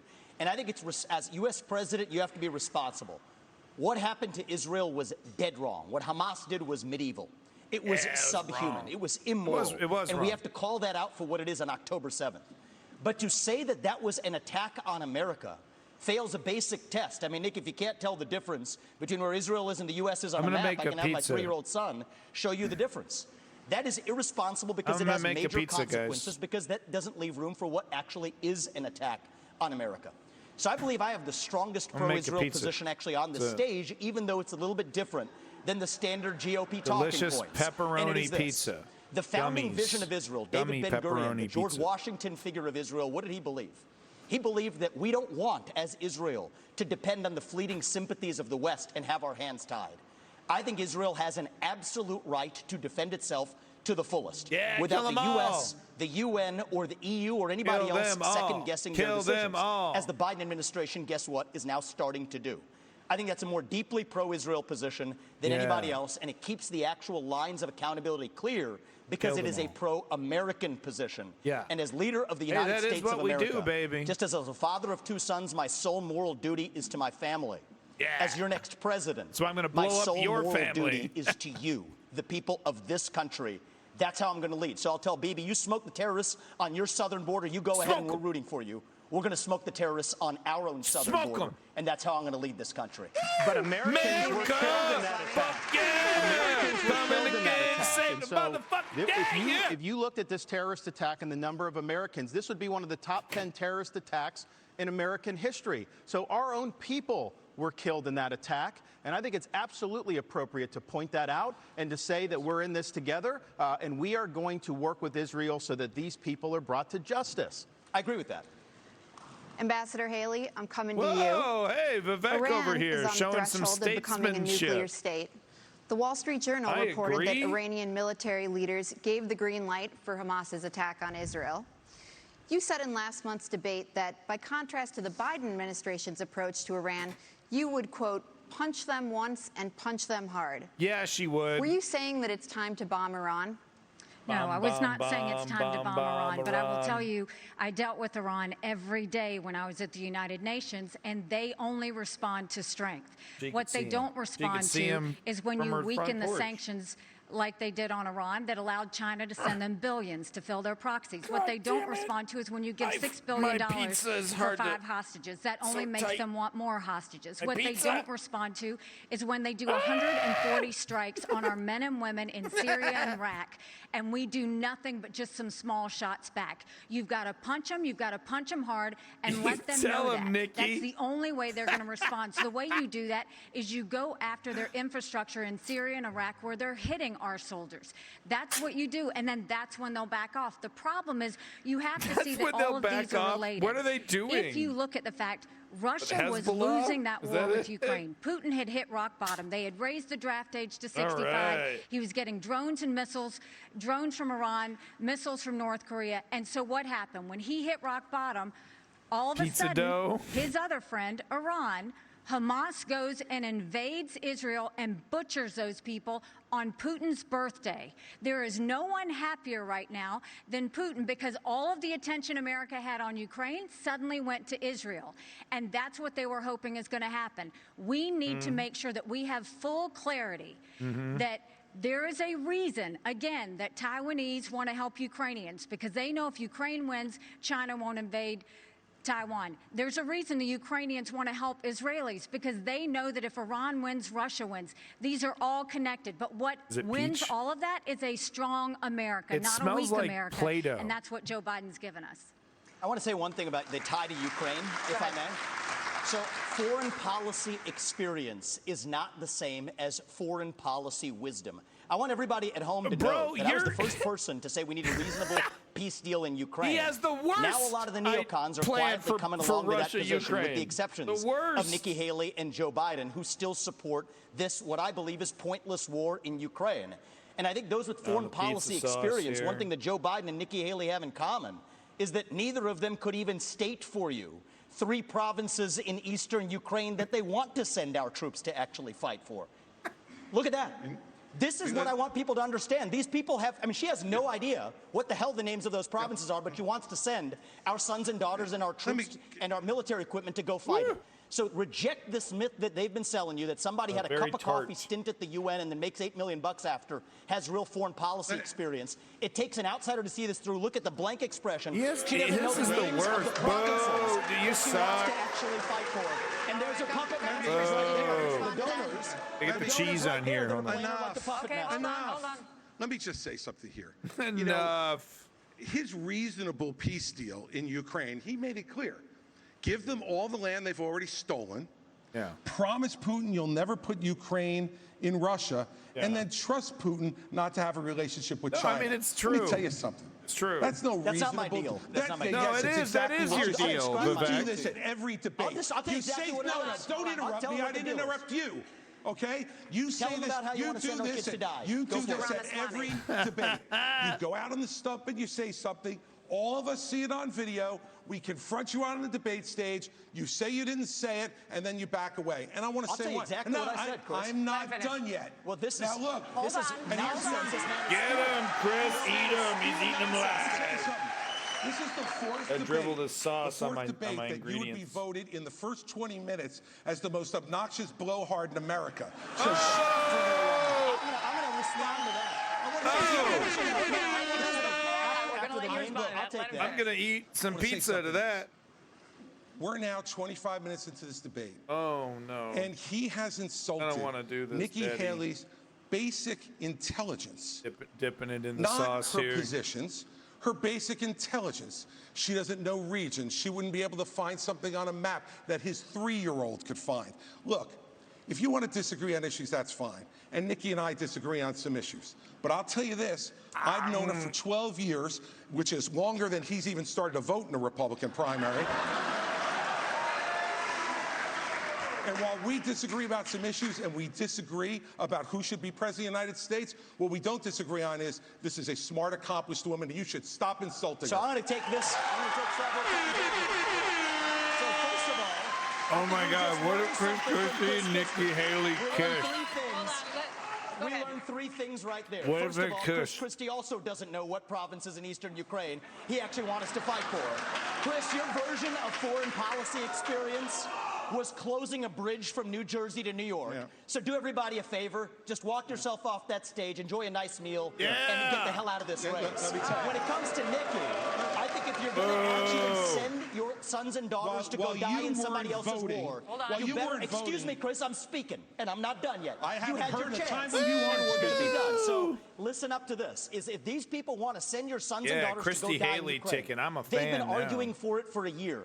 $200 billion of our taxpayer money sent some over. more sauce on Neither of them could even name for you the provinces that they actually want to protect. And this is the people who have been touting their so-called foreign policy experience.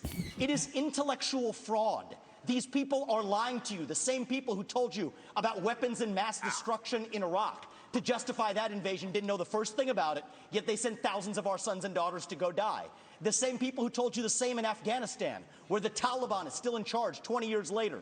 $7 trillion of our national debt due to these toxic neocons. You can put lipstick on a Dick Cheney, it is still a fascist neocon. Thank and you, you Mr. gotta see that Ramaswamy. today. Thank you, Mr. It's Dick Cheney Ramaswamy. all over again in this party. Thank you, Mr. Ramaswamy. 15 seconds. Name the provinces. Neither I you have could three even name more the of these. provinces about Eastern countries. I think we've had enough of this. Think about that. Let me just. It's actually Crimea is the wrong answer. All right. The floor is Christie's. All right. Let me just say this. You know, this is the kind of thing where he talks about experience. You know, I was the U.S. attorney in New Jersey when the terrorist attacks were launched against the United States in 2001. I brought the first two cases in this country against terrorists who tried to attack us again. And I know about the threat of terrorism and bullying in this country and around the world. And at that time, he was learning about the provinces in Ukraine, sitting with his smart-ass mouth at Harvard. That's what was going on. And so, and the fact of the matter is, and back then he was a Democrat. So, you know, the fact is that all he knows how to do. Well, you were busy hugging Barack Obama, getting him elected. Thank you. All he knows how to do is insult good people who have committed their lives to public service and not say anything that moves the ball down the field for the United States. All right, thank you, Governor Christie. We are going to take a quick break, cool things down a little bit.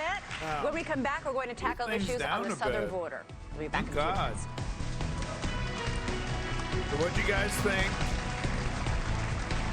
What'd you guys think? I liked Nikki Haley. She was really good. She really was. She's so presidential. All these TYT's done streaming. Oh, you got to do the paid.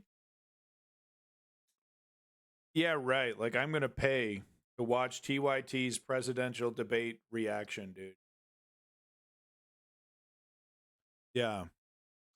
I mean, it's pretty clear what's, you know, the wagons are circling around Vivek, you know. But honestly, this is the last dying gasp of the establishment GOP.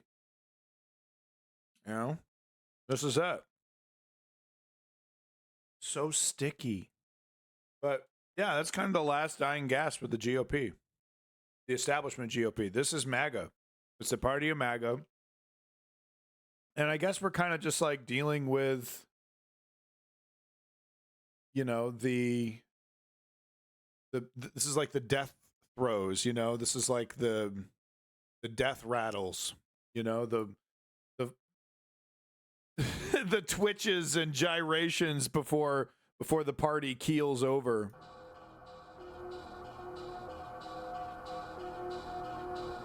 There's 3 more of these, dude. I couldn't imagine eating all this. This is so much gummy. It's so sticky. Really sticky. All right, so we're doing that. Not all my live streams are gone. What happened?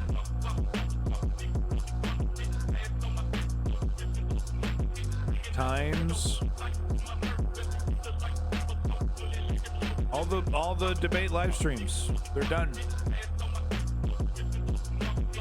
So, oh, I'm supposed to cook it? Put it in the microwave? Oh, the wife would love that.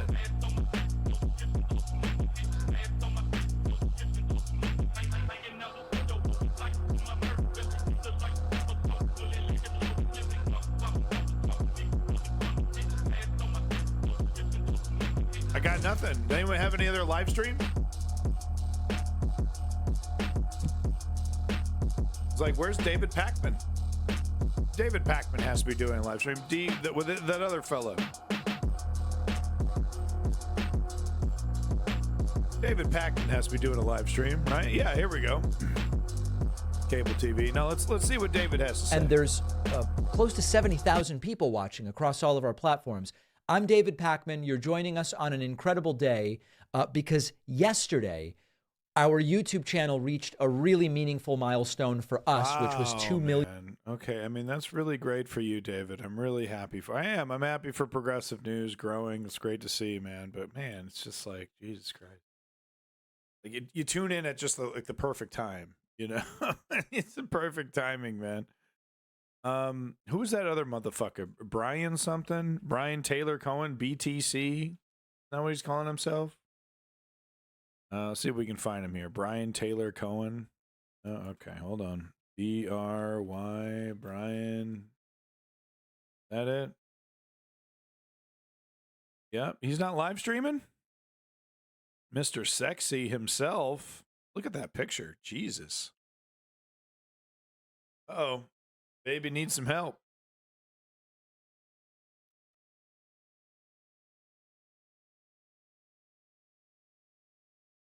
Think it's over? The debate? Or his live stream? It's like nobody just, everyone's like, okay, this is so completely pointless. Ooh, is this a new show on CW? Wild Cards? This looks good. You have the perfect. Doesn't look like Drek. So what is it you expect to find here? I use a little piece of my life right now. Yeah. Why do they call Cheat it on your mistreatment? husband. You're different, aren't you? He is different. He's from the mountains. He's a sexy mountain man. He's not like those cuck ass city woke boys. You know, he's like a mountain guy out in the rural. 'Cause that's what all they look. That's what they look like out there. They're all jacked with beards. The debate. I checked like 7 streams. It's not over. Dude, I am on time. I am not late. Immigration and the crisis are This among is the live. most pressing issues for Republican voters right now. Both the issue of migrants crossing illegally they care into so our country much. and the separate issue of fentanyl being not smuggled eating in the rest of mostly this, through dude. legal ports One of is entry. enough. All year, News Nation has been at the border documenting the crisis. In 2023 alone, Border Patrol encountered a record 2.4 They're million invading. migrants. All 4 of you have talked tough. an The invasion. question now is, how realistic is the talk? So, Governor DeSantis, I'd like to start with you. You have pledged to send the military to the southern border on day 1 of your administration with orders to shoot, quote, stone cold dead anyone illegally entering yeah. with a backpack Hell that yeah. you Abu believe Ghraib for contains life, fentanyl. bitch. Critics have called this a shoot first, ask questions later policy that would amount to extrajudicial killing. You are a former military lawyer. Why do you think this idea of yours would be legal? The drug cartels are invading our country, and they are killing our citizens by the tens of thousands every year. We had a situation in Florida. There was an 18-month-old baby that was crawling on the floor of an Airbnb rental. There was fentanyl that residue baby on the wants carpet, revenge. Kill all and the the baby babies. died. Is this acceptable in this country? I know the elites in D.C., they don't care. They don't care that fentanyl's ravaging your community. They don't care that illegal aliens are ravaging our community and overwhelming our community. The Yeah. commander-in-chief They want not only revenge. has a right, you have a responsibility to fight They want back revenge, against these bitch. people. And does So that we're mean gonna- shooting first? It means you're gonna categorize them as foreign terrorist organizations, and we will identify just like we would anywhere. When I was in Iraq, the Al Qaeda wasn't wearing a uniform. You'd see anyone walking down the street, they all had man dresses on. You didn't know if someone had a bomb, an IED Jesus, attached, dude. or not. And so you had to make a judgment based on intelligence, based on positive identification. Thanks, Benson. But we're going to be able to get the intelligence on buddy. these cartel people. And here's Benson the thing. likes if my we had a content. wall across the southern border, which I support, this would not have happened. We need to build a wall across the southern border. I'll get it done, and I'll make Mexico is supposed to pay for it. Remember, here's how you do that. I'm going to have fees on remittances from foreign workers when they send the money back to foreign countries. Yeah, we're going to Ron. tax it, and we're going to build a wall with that. So yes, you should have had that. Hey, Dakota but we Killers. don't have it. I'm going to build it. Long but time we no have see. to lean in on this problem. I am not going to sit there and allow mothers to lose more kids because of fentanyl overdose. I am not going to sit there and let sex trafficking go unabated or Thank human you. trafficking go unabated. There's going to be a new sheriff in town, and these drug cartels better buckle up. Yeah. They're scared of you, Ron. Ambassador Haley, you have pledged to catch and deport all migrants who are here in this country illegally, but then you said in Londonderry, New Hampshire last month that you will not deport those who are working and paying taxes rather than feeding off the system. Which is it? So first of all, what I said is all of the 7 or 8 million illegals that have come under Biden's watch, absolutely have to go back. We have to stop the incentive of Yeah, what's bringing not them the over here Trump in the ones, first though. place. Biden just gave Trump temporary ones are protective cool. status to 500,000 Venezuelans. That's 500,000 Social That's the Security Bidens. cards. That's 500,000 driver's licenses. And I know from my time at the United Nations, the first thing they do is pick up the phone and said, we came over, come on over. And that's what sends more.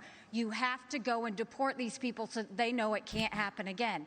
For those that have been here longer than that, we've got to start seeing who is it, how long have they been here, have they been vetted, have they paid taxes, have they Gummies been are not working, very and good. figure out who else is out there. But what I know is my parents came here legally. They put in the Cheese time, might they be put in pina the price. colada. They are offended by those that are coming illegally. We can't let them skip the line. But when you talk about fentanyl like you did before, let's look at something else. Oh my God. Yes, I think we should send special operations over and take out the cartels. I think we Really? should Start a remain war. in Mexico policy so they never step foot in I U.S. think we soil should in the just first casually place. start a war But with look at Mexico? where fentanyl came Okay. from.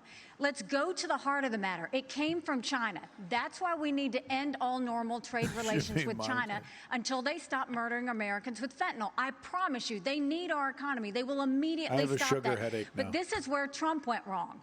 Trump was good on trade, but that's all he was with China. Because here he allowed fentanyl to continue to come over. He continued to allow them to he would give them technology that would build up their military and hurt us. He allowed the Chinese infiltration for them to buy up farmland, to put money in our universities, and to continue to do things that were harmful for America. We now have a spy base in Cuba and police stations, and Trump didn't do anything about it. Her China, though. I mean, this is rich because when she was governor of South Carolina, she was the #1 ranked governor of bringing the CCP into her state. She wrote a love letter to the Chinese ambassador saying how And great you're a friend China criticizing is. me. You can look at it. We put it on our website, Fuck you, rondesantis.com. Snow. There's also a video of her as Yo, governor I'm laughing at standing you, in front not of a with Chinese you. flag with a Chinese I'd let her business piss on me. saying that she now works for them, talking about this Chinese company. So she's been very weak on China. Now, here's the problem. The rhetoric is different, but her donors, these Wall Street liberal donors, they make money in China. They are not going to let her be tough on China, and she will cave to the donors. She will not stand up for you. 15 seconds, Ambassador. China. First of all, he's mad because those Wall Street donors used to support him, and now they support me. The second thing is, he has a company, a Chinese company, Nikki Haley, UGAS, candidate of that he Wall just did Street. a rally there last year. They have given you $340,000 in campaign It's an donations American company. between them and their employees. They are tied to An the American Communist company. Chinese Party. Jinko Solar is another one. They went and expanded. You gave $2 million in subsidies. I banned and they China took- from buying land in the state of And the Florida. Department of I Homeland- ejected the Confucius Institute. Nikki Haley brought Confucius Institutes to the universities in South That Carolina. is not I true. ejected them. Nikki so I have a Haley, record of really. standing up and do what's right. And here's the You thing. have a brought record of Confucius lying. She's trying to Institutes, say guys. things She's a like big that. proponent Even of the it. liberal media I groups bet. that usually if I say the sky is blue, they'll fact check me and say that's wrong. They looked at her charges. They said it was totally false, that they could not find one instance of me recruiting a Chinese business coming to Florida. You know Thank you. why? Because we never recruited any Chinese businesses to the state of Florida. Thank you. Yeah. Thank you. Mr. Ramaswamy, over the past year, A fentanyl one. has killed more than It was dismal. 75,000 Americans, 1,000 of them right It's here disgusting. in Alabama. You have vowed to use the military to, quote, annihilate drug 1 out of labs 10. inside Mexico, something the president of Mexico said would be a hostile act. But fentanyl can easily be made anywhere, and labs that are shut down can easily and quickly be replaced. Are your tough enforcement policies offering false hope to a country racked by addiction? To the contrary, I don't think it's going to have to come to that if we deal with the actual demand side problem that we also have in this country. I mean, the easy part is talking about how we're going to use our military to secure the border. I will, and I believe that everybody else wants to do the same thing. But the harder part is dealing with the crisis of purpose and meaning, the mental health epidemic raging across this country like wildfire. And there's a reason why after the opioid crisis, you see fentanyl. And even after we get fentanyl, and we are going to be sure to make sure we do it, this one is worse for many reasons. They're illegally lacing it into pharmaceuticals, so it's more dangerous. But we're deluding ourselves. The real false promise here is thinking that we're going to have dealt with that underlying mental health epidemic in this country by just dealing with I the went to this demand website side called of it. Prison But I Planet. want to get back to this issue of the root cause, because a lot of these are coming from labs in Wuhan, China, of all places. drug materials that are going to the Mexican drug cartels that they're pumping across that southern border like a modern opium war. I think it is going to take a U.S. president that's going to have a very different conversation with Xi Jinping than what Joe Biden just had in California. I will tell Xi Jinping, he will not only not buy land in this country or donate to universities in this country. U.S. businesses won't expand into the Chinese market until they're playing by the same set of rules. And the same country that's putting fentanyl into illegal pharmaceuticals in Mexico, it's no coincidence, is the exact same country that also unleashed hell on the world with the COVID-19 pandemic. We also have to hold them accountable with every financial lever that we have. I don't know available. if that's true, Zio. That is what it actually means to stand with a spine. And you mark my words, if we're willing to stand with the spine, China will absolutely have to fold because they're in a tougher spot than we are. And then we're back to playing by the same set of rules. Thank you, Mr. That's the answer. Ramaswamy. Thank you. Thank you. Let's talk about the economy. Ambassador Haley, homeownership has always been part of the American dream, but it's increasingly out of reach for younger Americans.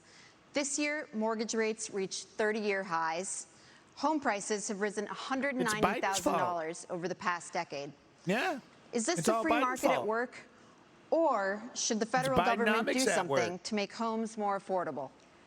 Well, first of all, I mean, you're exactly right. My daughter just got married, and I saw how hard it was for her and her husband to buy a home.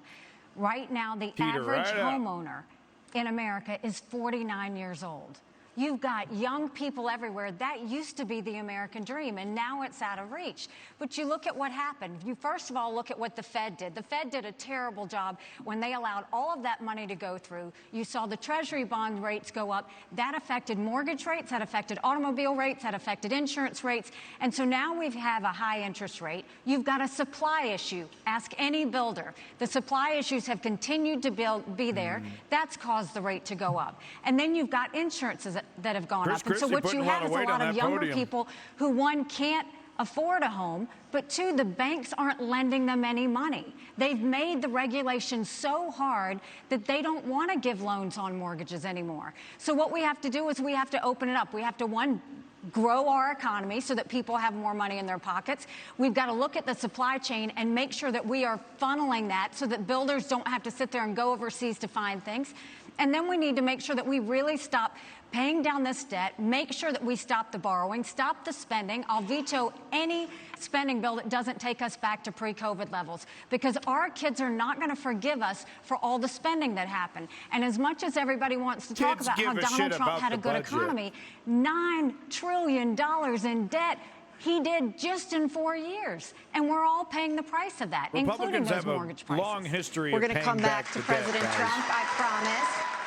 Republicans have a long history of paying back America's debt when they get into power. Look it up. American voters. 61% say they're very concerned, and the working class is hardest hit. Economists say this was fueled by a glut of federal spending. The Biden administration has added $6 trillion to the national debt so far, but President Trump wasn't exactly a penny pincher. His administration added $7.8 trillion. What? Do Republicans, including President Trump, share the blame for inflation? And what concrete steps would President DeSantis take to help Americans make ends meet? What? The borrowing, printing, and spending of money was both parties in Washington, D.C. That's just a fact. These Republicans in Washington have spent. It's driven your prices higher, and it's driven your interest rates to the point where you can't afford. I met a young fella in Iowa. He had graduated college a couple years ago, and he's like, Governor, I don't have a chance. I'm gainfully employed. He's like, I have no chance to afford a home and start a family.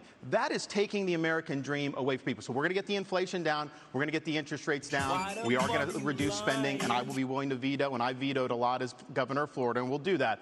We're also going to open up all of our domestic energy for production. Lower your gas prices. Lower the price of fuel.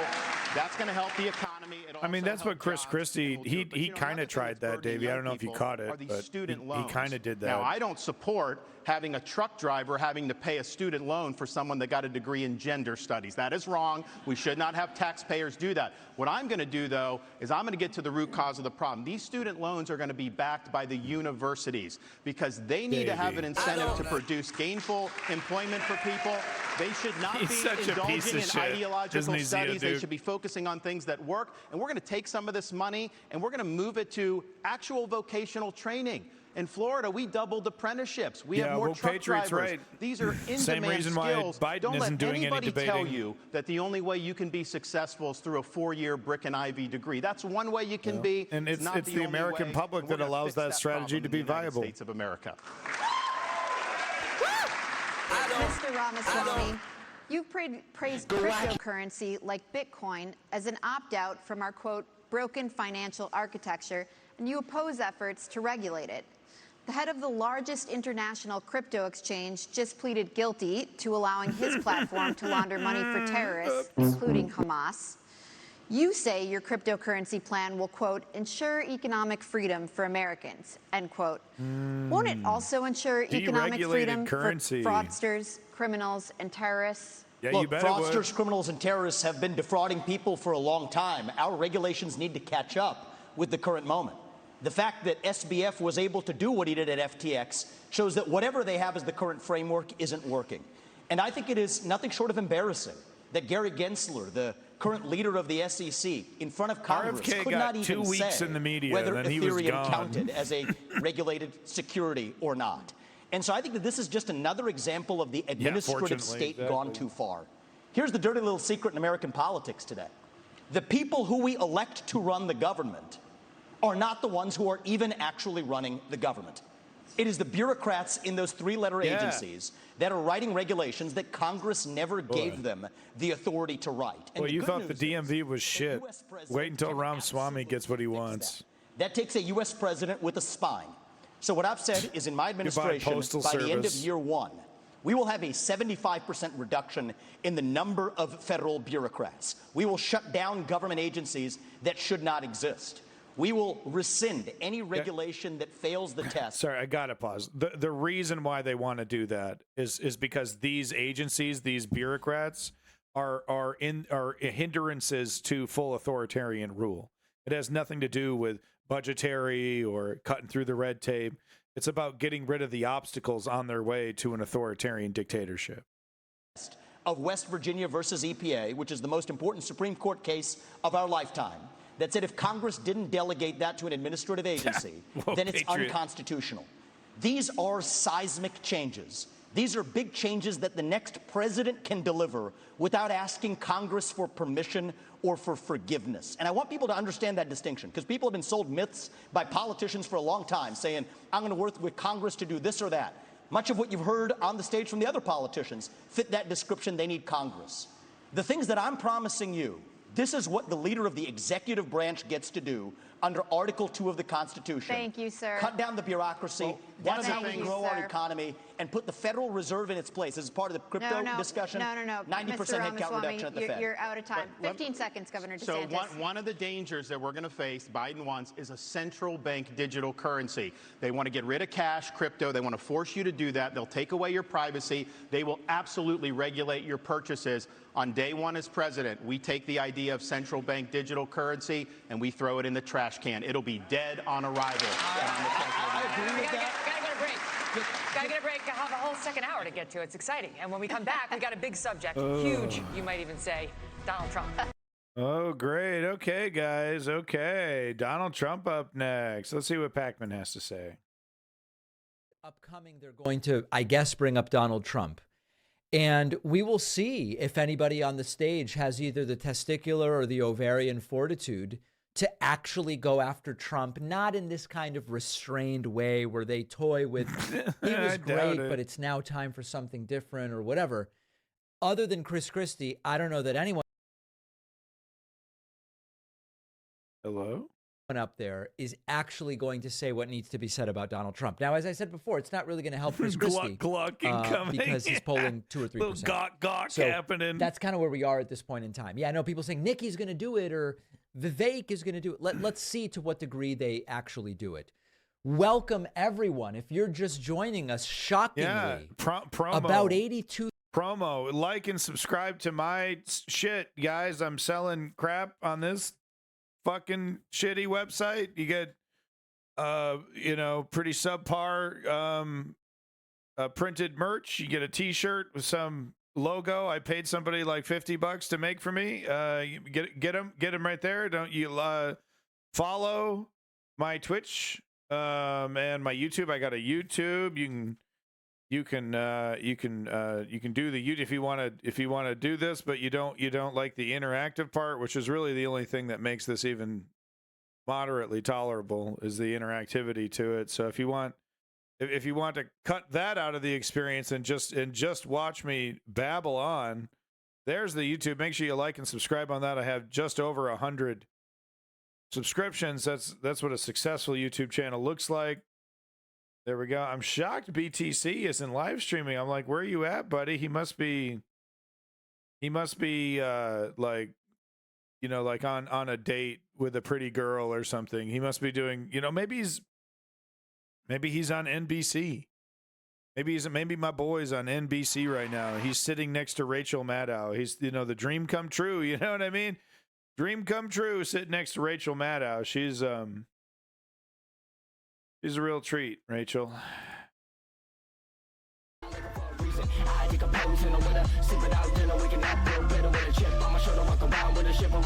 I'm shocked these other live streams. What is this format? What is this format over here? I keep going over here. It's like a cell phone. Your local election headquarters return here for post-debate analysis. This is such a strange thing. They have no... What is that? Oh, well, that's it's my attempt at looking and sounding edgy. Did I succeed? Nate says average life expectancy of truckers is 61. I'll take the gender studies, pushing back against Ron DeSantis's criticism of gender studies. It's like the only thing gender studies does is figure out how to teach your children how to have anal sex. You know what I mean? Like, that's the framing coming from the right wing. It's so fucked up because gender studies, you know, is actually quite important to understanding who we are as human goddamn beings. And it's just such a travesty to see the anti-intellectualism weaponized to this degree, you know? And, you know, it's just dry facts. Well, remember, I have a bias. Everybody has a bias. I try to be objective. Objective, and it's important to know the difference between objectivity and bias. They are two different things. I'm biased. Fuck bitches. Smoke crack. I'm biased. Y'all cowards don't even smoke crack. Okay? I'm biased. Y'all cowards don't even smoke crack. Okay? Yeah, what's up? Here's a little something for you busters. You fucking busters. Yeah. You cowards don't even smoke crack. What's up with that? Yeah. Y'all cowards don't even smoke crack. What's up with that? Y'all cowards don't even smoke crack. Play you. Don't even smoke crack, bitch. Use a mark. Fool, you mark fool. That whole shit. Pass a G. Then still, I'm about to blaze up, especially when it's after them. I change the game. The debate's back residency in our country. We're not going to let them stay here. If you empathize with radical Islamic terrorists and extremists, you're disqualified. You're just disqualified. Ambassador Haley, do you support President Trump's plan for ideological screening? Well, I don't think that you have a straight-up Muslim ban as much as you look at the countries that have terrorist activity that want to hurt Americans. Screening. You can ban those people from those countries. That's the way we should look at it, is which countries are a threat to us. You look at what came across the southern border. What worries me the most are those that came from Iran, from Yemen, from Lebanon. those areas where they say death to America, that's where you want to be careful. It's not about a religion. Isn't that free It's about a speech? fact that certain countries are dangerous and are threats to us. A president has one job, and that's to keep Americans safe.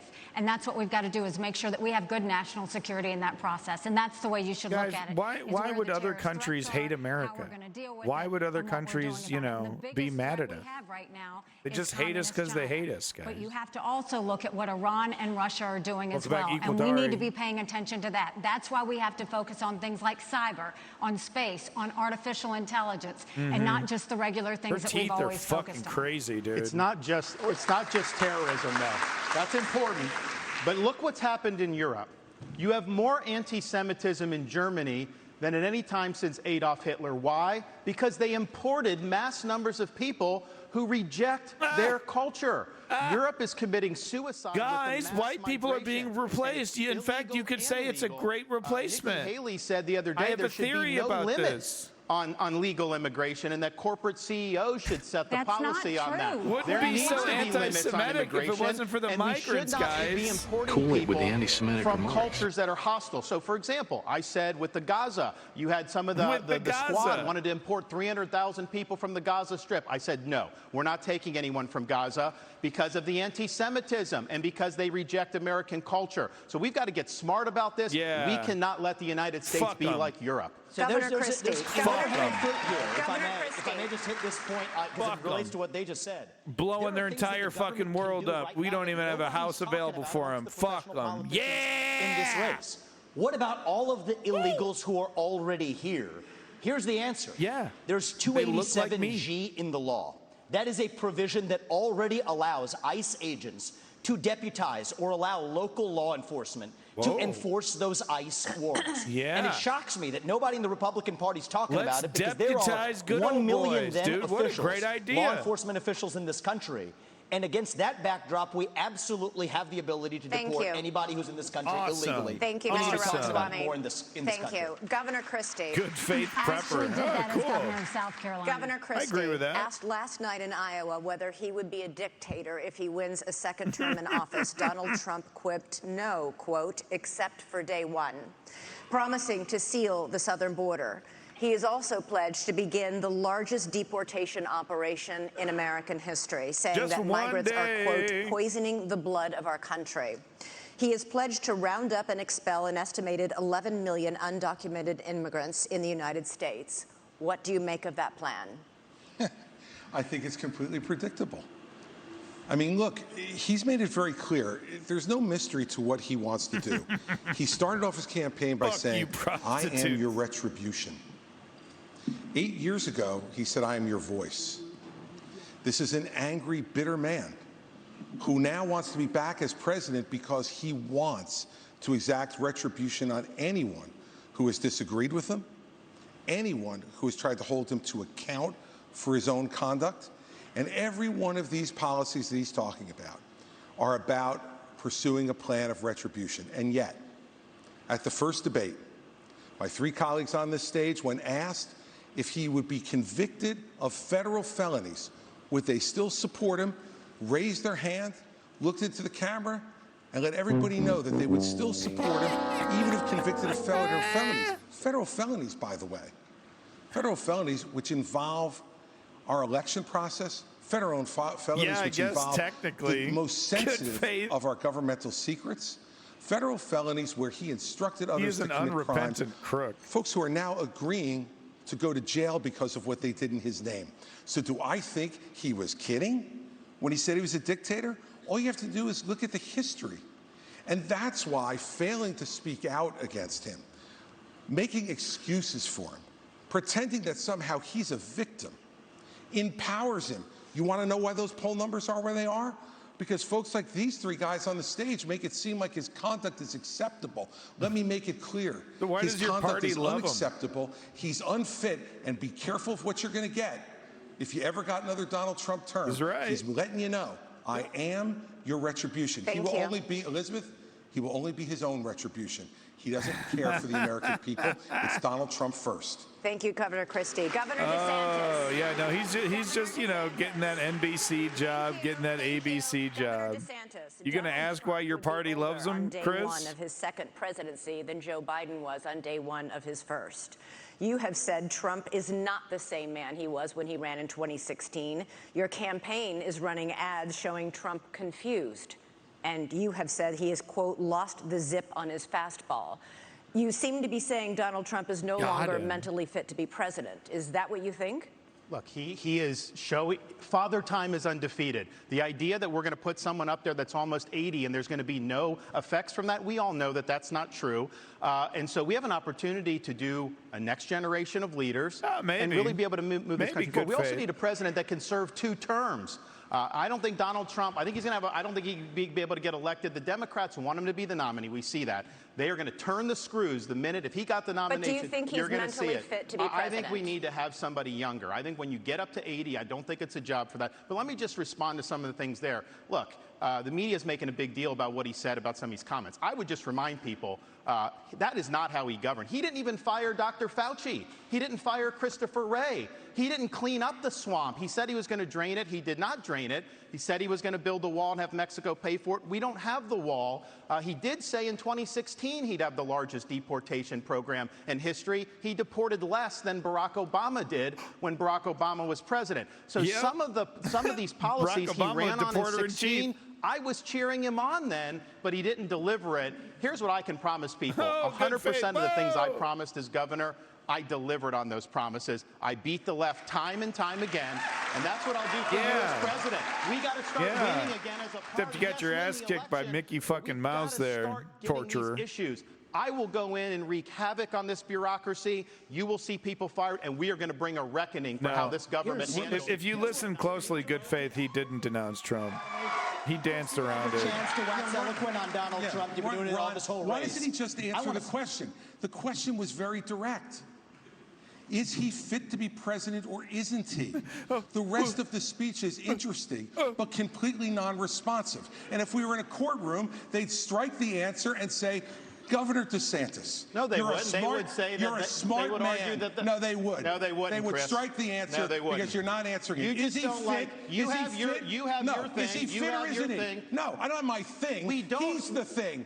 Is we he do fit not or want isn't to he? do someone You're talking that's about him being 80 years old. It doesn't mean that somebody is he couldn't fit? get elected. That's up to the people. Governor DeSantis, let is he fit or isn't he? Governor DeSantis, Ron, is he I think we have an opportunity to do Guys, something in the prime of their life. You don't have to worry about all this stuff. We can get it done, and we'll do it. I'm going to come to you. Finish. Look, Father Time is undefeated. I don't know how he would score on a test, but I know this. We have an opportunity to nominate someone and elect someone for 2 terms who's going to be spitting nails on day one and for 8 years so deliver think he's big fit. result. We should not nominate somebody who's almost 80 years old. Okay. He's afraid to answer. He's afraid to answer. You have to either you're afraid or you're not listening. No, it's not. There's a simple question. Is he fit? Is he fit? Nobody can hear you. Nobody can hear you. Don't positively bogus, yeah? All right, look, I'm a simple guy. Okay, I hear the question and I answer it. Is he fit or isn't he? I'll concede you're fit, Ron. You're a new generation. You're 44 years old. I wish I was still 44 years old. Okay? 45. So, well, congratulations. I'd still take 45. Is he fit or isn't he? And this is the problem with my 3 colleagues. They're afraid to offend. And let me tell you something. If you're afraid to offend Donald Trump, then what are you going to do when you sit across from President Xi, you sit across from the Ayatollah, you sit across from Putin? You have to be willing to offend with the truth and answer the question. Fit or unfit? Look into Chris Christie and his fucking political career. The fact that he's talking about the truth is an absolute farce. Pointing out, do you want to elect somebody who will be older than Biden was when he went in 2021? I don't think he's as bad as Biden was at all, but I do think that over a 4-year period, it is not a job for somebody that's pushing 80. We need somebody that's younger. We need somebody that's going to be able to go in there and clean house on day one and do it for 2 terms. Here's my issue with all 3 of my other colleagues on this debate stage. Is all 3 of them have been licking Donald Trump's boots for years for money and endorsement. Says the motherfucking shoe shiner, dude. Never been one without actually begging Donald Trump for that endorsement. And you attacked him in your book a year ago. Same thing with Chris Christie as a lobbyist, begging them for COVID money for his special interests in New Jersey, prepping him for the debates last time around. Vivek says These people are he now was one of the Monday morning best presidents quarterbacking in some mankind's decisions he made. history. I think the real enemy is not Donald Trump. It's not even Joe Biden. It is the deep state that at least Donald Trump attempted to take on. And if you want somebody who's going to speak truth to power, then vote for somebody who's going to speak the truth to you. Why am I the only person on the stage, at least, who can say that January 6th now does look like it was an inside job? That the government lied to us for 20 years about Saudi Arabia's involvement in 9/11. That the Great Replacement theory is not some grand right-wing conspiracy theory, but a basic statement of the Democratic Party's platform. That the 2020 election was indeed stolen by big tech. That the 2016 election, the one that Trump won for sure, was also one that was stolen from him by the national security establishment that actually put up the Trump-Russia collusion hoax that they knew was false. There's a reason why I'm the only person on the stage who can say these things. That's what it's going to take, not people who were licking his boots one time and now Monday morning quarterbacking him and criticizing him when it's convenient. Yeah, this ain't it, dog.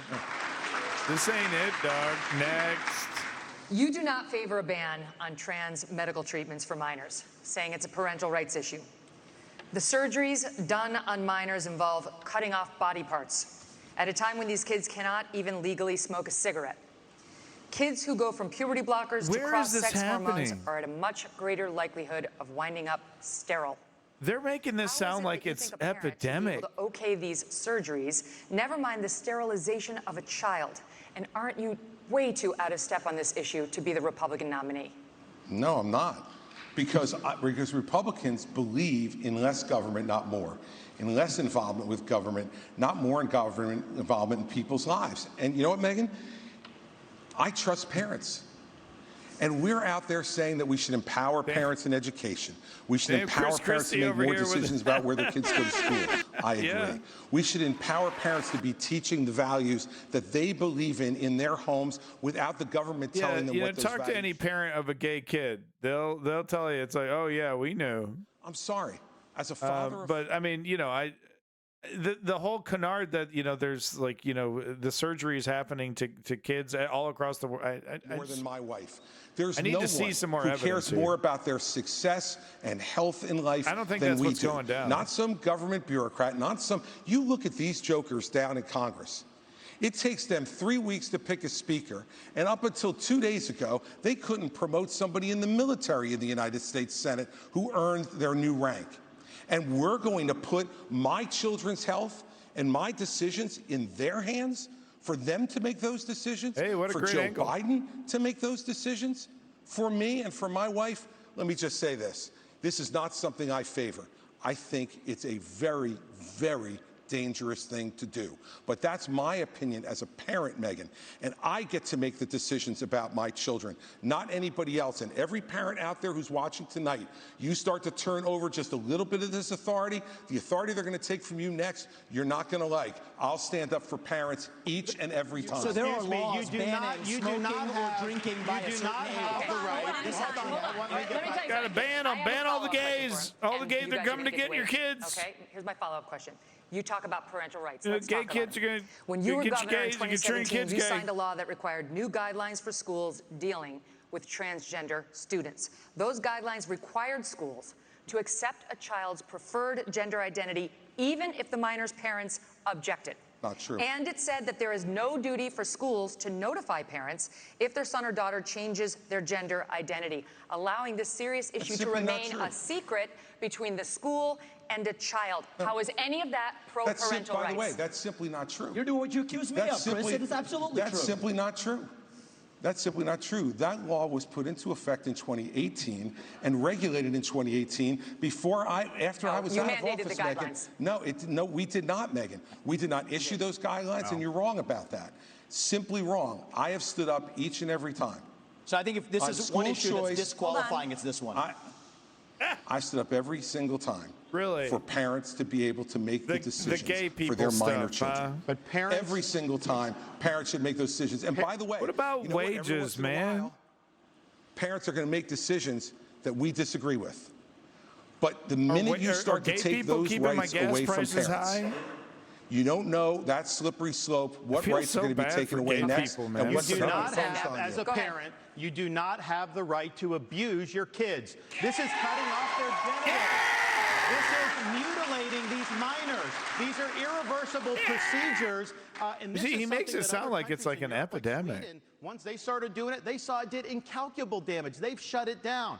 I signed legislation in Florida banning the mutilation of minors because it is wrong. States' rights. We cannot allow this to Right. happen in this country. And I know Chris disagrees with no, me, and I not think he states' has an rights. honest position. Nikki disagrees with me. She opposes the bill that we did to ban that. She said the law shouldn't get involved with it. You said the law shouldn't get involved did with it. not. She also, though, I think, and this flows from what she did as governor of South Carolina, they had a bill to try to say that men shouldn't go into girls' bathrooms. And she killed that bill, and she bragged that she killed that bill. Even to this day, she bragged that. I don't think men should be going into little girls' bathrooms. I think it's wrong. What? I think we have every right to protect them. What? From I'm sorry. Is that happening? Little guys going into little girls' bathrooms? What? It's a mental health disorder. We don't let you smoke a cigarette by the age of 18. We don't let you have an addictive drink of alcohol by the age of 21. And I just challenge Ron DeSantis to go one step further and support what I think is clearly within the authority to do, using federal funds just like Reagan did in '84 for the Highway Act that said the minimum drinking age needs to be 21. We can do the same thing when it comes to banning genital mutilation or chemical castration. Okay. I know Ron's been Okay. Let me get unclear to on that on the Ambassador federal Haley. level. I'm crystal clear. That's where I stand. Got it. That's a mental health numbers? disorder. That's That's where we it. need to be at. I bet the numbers are shockingly low on this So stuff. first of all, Ron has continued to lie Like because he's hundreds? losing. No, it's not a lie. You are lying. Genital So first of all- mutilation? So first of all, I will say that when I was governor, 10 years ago, when the bathroom situation came up, we had maybe a handful of kids that were dealing with an issue. And I said, we don't need to bring government into this, but boys go into boys' bathrooms, girls go into girls' bathrooms, and if anyone else has an issue, they use a private bathroom. Now, 10 years later, we see that this issue has exploded. And this shows how hypocritical Ron continues to be. Just got private bathroom? What the hell is that? About that. He I've said never he in my didn't life think seen one of those. bathroom bills were a good use of his time. You can go look that up. I signed a bathroom bill in Florida, so But that's you said- obviously no. not true.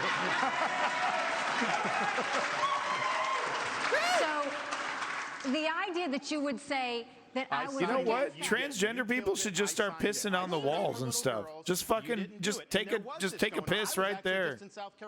Take a piss on the fucking, on the water fountain. Boys going into the girls. That's the whole reason why they. Where are they supposed to They say go? when she does that explanation that doesn't hold water, and this is the upstate of South Carolina. Ron. I signed the bill. I Do protected you the know girls. South Carolinians? She did not do you it. know I South know that. Carolinians? Because South Carolinians. No. You are not going to talk about my state like that, because I will tell you for a fact, South Carolinians never allowed that to happen, and we did not have that issue at the time. What I have always said is boys go into a boys' bathroom, girls go into a girls' bathroom. But hold on one second. I also say that biological boys shouldn't be playing in girls' sports, and I will do everything I can to stop that, because it's the women's issue of our time. I signed legislation to protect women's sports. I actually get this stuff done. You got it. Thank you, guys. We're going to move on. Mr. Ramaswamy, Man, gay people when are discussing totally your Hindu screwed. faith in September, you seemed to take a shot at Ambassador Haley, who is also Indian American and who converted to Christianity as an adult. Not the faith You question. said, an easy thing for me to do, being a politician, is to shorten my name, profess to be a Christian, and then run. Make Vivek Vicky or whatever, end quote. Are you questioning Nikki Haley's Christian convictions? And why has your campaign made a point of referring to Ambassador Haley by her given first name, Nimrata, even though she has gone by Nikki for her whole life? Well, my whole deal is if Nikki Haley, of all people, should know how to pronounce my name correctly, the rest of the news media can learn it. My deal is I'll call her Nikki when she can say my own name right. That's our little fun side bet there. Here's what I will say is deeper. I don't question her faith, but I question her authenticity. And I think that's deeper here. We were just talking about the trans issue.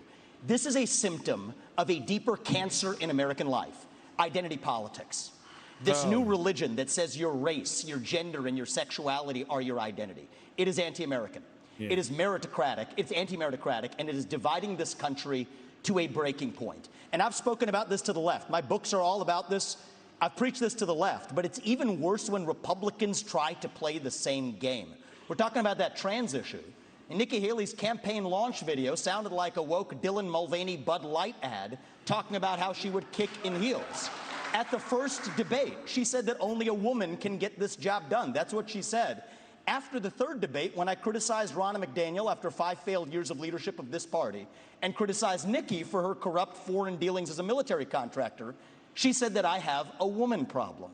Nikki, I don't have a woman problem. You have a corruption problem. And I think that that's what people need to know. Nikki is corrupt. This is a woman who will send your kids to die so she can buy a bigger house. This is the problem. Using identity politics more effectively than Kamala Harris is a form of intellectual fraud. And it actually needs to end. There's our donor puppet masters wielding their puppet right up here tonight. This is how this game is played. Dude. The puppet masters put up their puppet, and I reject the use of identity politics. He agrees with every conspiracy theory in the last 30 years. Sick and tired of the double standards. The people He's of this got a country terrible plan for Russia. does not immunize And he's got carrot top level props. Would you like to respond? No. It's not worth my It's time to respond to him. You have been using identity politics at every step. She knows it's true, and that's why she's actually hiding from it. This is We're not going to give you a absurd. response to the question that was to you. Okay, we got to move on to this. Now, by arrangement with the Republican National Committee, we've got 2 questions for you. What a joke. About the Justice Department and our election system. Here's Tom Fitton with Judicial Watch. Governor Christie, this one's for you.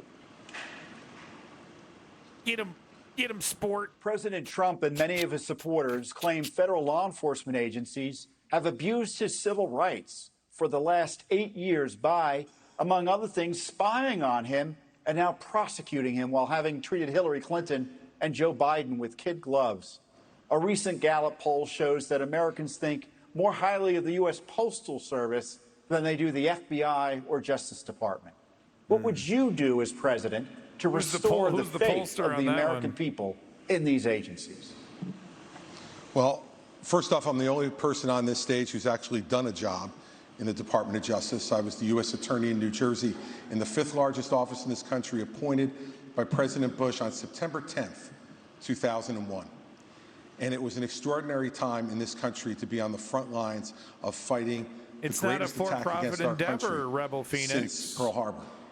And I'm proud of the 7 years I spent in the Justice Department. And one of the reasons I am is because I had an Attorney General when I came in named John Ashcroft.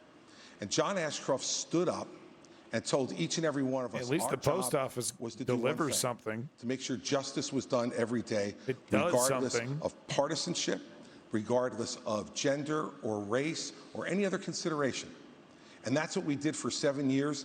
And at a time when our country was at its greatest moment of danger in the last 40 years, we did exactly that, and there was not another domestic terrorist attack on this soil. So what I would do as president, having had that experience, and the only My one stomach who's had that hurts, Snow. experience, is to pick an attorney general who will Bring Donnie absolutely Darko do in the on the same Zoom thing screen. that John Ashcroft did. To pick U.S. attorneys who will only care about making sure that justice is done without regard to any other consideration but the facts that are presented and whether someone is guilty beyond a reasonable doubt and the government can prove it. Okay, what did I do? What happened? What is going on? What is happening? What the fuck is going on? Dude, I just got doxxed. God, love Republican debates. It's always a beautiful shit show. Indeed. What happened? Is it happening over here too? Oh, yeah. Okay. Okay, but now I don't have volume control. Okay, there we go. Oh, because I hit refresh. Here we go. Like Florida and some of the other states that have done a good job. But until then, we have an agency that prevents people for violating election laws. I mean, I remember being in both 2020 and 2022, we counted millions and millions of votes on election night, produced the results. It was transparent, and everybody was Remix. happy. That is not happening throughout this country. But let me tell you this as the nominee. I think it's important. Not every state's where we need it to be. There is ballot harvesting in places like Nevada, all these places. I am not going to fight with one hand tied behind my back. I'm going to have organizations in all the swing states. If they're harvesting, we're harvesting. If they're Zuckerbucks, we're Zuckerbucks. We are going to exploit whatever the rules are. I favor changing the rules to be like Florida and some of the other states that have done a good job. But until then, we have to do that. And then just on the Justice Department and FBI. I mean, I remember being, in Iraq working with FBI on the ground and being. Yeah, David, and then you I was should a run special for office, assistant. buddy. I used to have such a high regard for these agencies. What they did to Donald Trump with the Yeah, Russia I know, collusion Jack, was yeah. one of the biggest abuses of power We're gonna in the exploit every history of rule our in the book. country. These agencies need to be cleaned out. With me, you'll have a new FBI director on day one. We're going to clear stuff out the the ballots, we DOJ, can the do it. IRS, all these places. Buckle your They seatbelts. don't There's stuff going the to be a new ballots. sheriff in town. Thank you. All right, we got to do a quick break. We're going to come back in 1 minute. China up next. China. Yeah, guys, they're really, for our electoral system has actually very little fucking fraud. Don't get it misunderstood, hitting it out the glass and the smoke all good. Paint, water it with green, pure work, got that stick. Stars know I keep it. They on my dick, these niggas sick.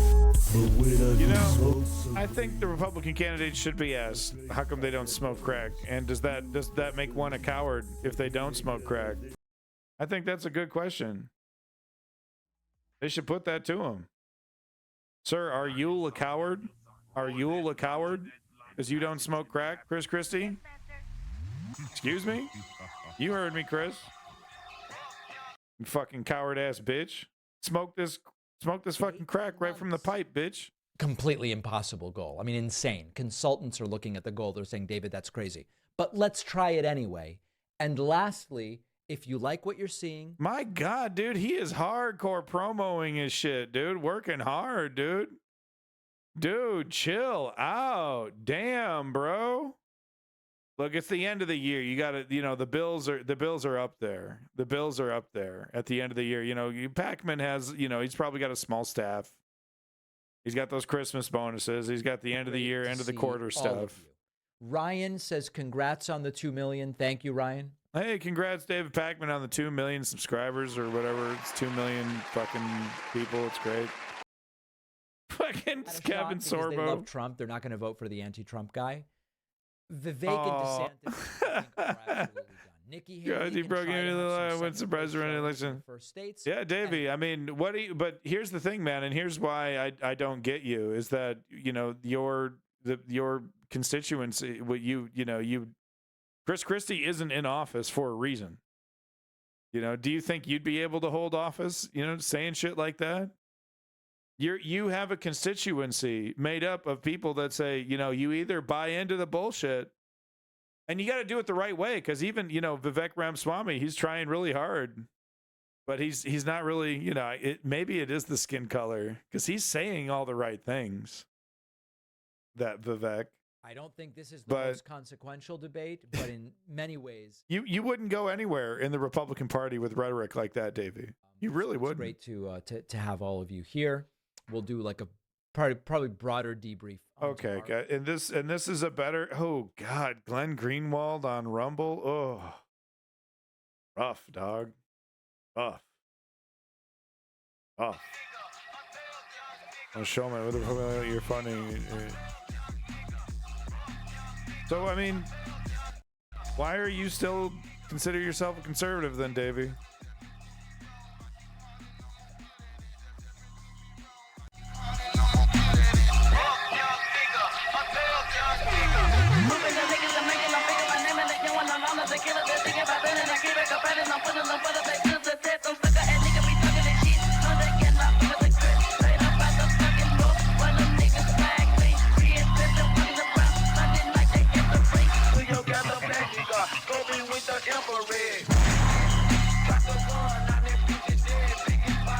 Oh, so you're Davey, you're not a conservative.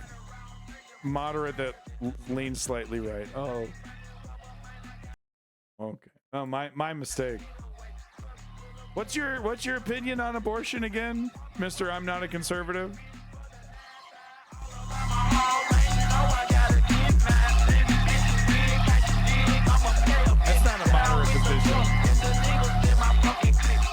Yeah, that's not a moderate position, buddy. Like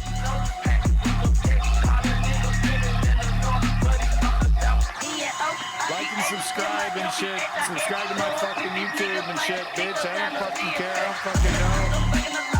Puke on it. Fucking go. Subscribe to this shit. Like and subscribe, bitch. I got bills to pay. I got bills to pay. At this point, moderate is a conservative. Democrats aren't leftists. No, the conservatives have been captured by MAGA. Conservatives are MAGA. Conservatives are MAGA. The Democrats, the neoliberals, are what Republicans used to be. You know, like 20 years ago. That's what the Democrats are. Welcome back George Santos, to the good final choice. GOP presidential primary debate of 2023. We're going to talk about our college campuses. Starting with you, Ambassador Haley. House Republicans yesterday hauled Jobs, university economy, presidents up to Capitol Hill gas, to answer for the inflation, displays of policies on fixing this. Does any of these fucking people have a big plan on making my life easier as a middle class person? Holy shit. College campuses? Holy shit. All of them said it would depend on the context, including whether that speech veers into conduct. How do you think these schools and the rest of society should balance the imperative of free speech against the need to prevent radical activists? Her body, her choice, Davey. Get over it, you incel. It was disgusting to see what happened. You know, if this had been the KKK that was doing protests on those campuses, every one of those college presidents would have been up in arms. This is just as bad. The idea that they would go... You can't intentionally misidentify a protest as pro-Hamas, even though if there are some people there supporting Hamas. That does not mean that everyone there supports terrorism, supports Hamas, supports October 7th. And it certainly doesn't mean when you chant Free Palestine that is what you're agreeing to. You know, you misclassifying and intentionally misconstruing that doesn't give you the right to, forcibly remove free speech from those people. And allow that kind of pro-Hamas protest or agree with the genocide of Jews and try and say that they needed context on that. There is no context to that. This is what we need to do to deal with it. First of all, we have got to get foreign money out of our universities. You've got Arab money, you've got Chinese money, you've got others. We need to go to every university and say, you either take foreign money or you take American money, but the days of taking both are over. The second thing we need to do... What about suicide boots? The second thing we need to do is Biden made a mistake Germany not doesn't including support free speech. anti-Zionism in the definition of anti-Semitism. If you don't think that Israel has a right to exist... You know, it's kind of that perfect, the slippery slope example. Fascists don't deserve free speech, but what happens when you start passing laws that ban fascists, from speaking? TikTok once and for all. And let me tell you why. Germany for every might be a good example of what not to do. That someone watches TikTok every day, they become 17% more anti-Semitic, more pro-Hamas based on doing that. We now know that 50% of adults 18 to 25 think that Hamas was warranted in what they did with Israel. That's a problem. When campuses also don't go and protect when they have these rallies and you've got students that are scared, we need to go to these universities and say, if you're not going to protect these students, if you're not going to acknowledge anti-Semitism, we'll take your tax-exempt status away. That'll fix it, and that'll take care of it for good. Staying with you, Ambassador Haley. On October 6th, the Israeli government thought it had a clear-eyed view of the threat from Hamas. In fact, according to the New York Times, it even had Hamas's attack plan and dismissed it as an aspiration. The Israelis were wrong. In our country, the FBI director told the Senate panel just yesterday that he sees, quote, blinking red lights everywhere, and that the threat level has, quote, gone to a whole nother level since October 7th. Which of the threats facing our country do you worry could blindside us? What worries me and what keeps me up at night is what happens between now and Election Day while Joe Biden's in office. That's what worries me more than anything else. They're experts, But Jack. I'll tell you that America right now is acting like it's September 10th. If they're an expert, we I'm better an remember expert. what September Okay. 12th felt like, No. because it only takes one. And whether you're looking at open borders that are allowing people to come in, Iran knows the easiest way to get to America is through the southern border, and we're not doing anything to stop it. We've got to get the foreign infiltration out of our country, whether it's in our schools, whether it's on our social media, whether it's we need to stop all foreign lobbying that's happening to members of Congress, Internment and we need to camps start or- securing America again. Until we do that, we are going to be at threats. We've got to look at Iran, Muslims China, and or- Russia want to destroy the West. We have to You start wanna acting deport strong again. Muslims We've got to or start Chinese protecting people, Americans. or- Right now, Americans don't feel protected, and we're not doing anything to strengthen it. So Americans, Joe Biden like continues to white be a people, problem. or- That'll change on Election Day. Okay. DeSantis. So we're going to dox everybody on the internet and then come after you if you're Chinese. Okay, President awesome. Biden Okay. has said he would do. We will be able to deter that from happening. I think that's the important thing. We need a strategy of denial so that we're deterring Xi's ambitions. What if it doesn't work? It's going to work. Taiwan's an ally. We have longstanding American policy, and you know how that's done, and we will follow that. But here's the thing. Taiwan is important not just because of semiconductors. It's important because if China is able to break out of this first island chain, they're going to be able to dominate commerce in the entire Indo-Pacific.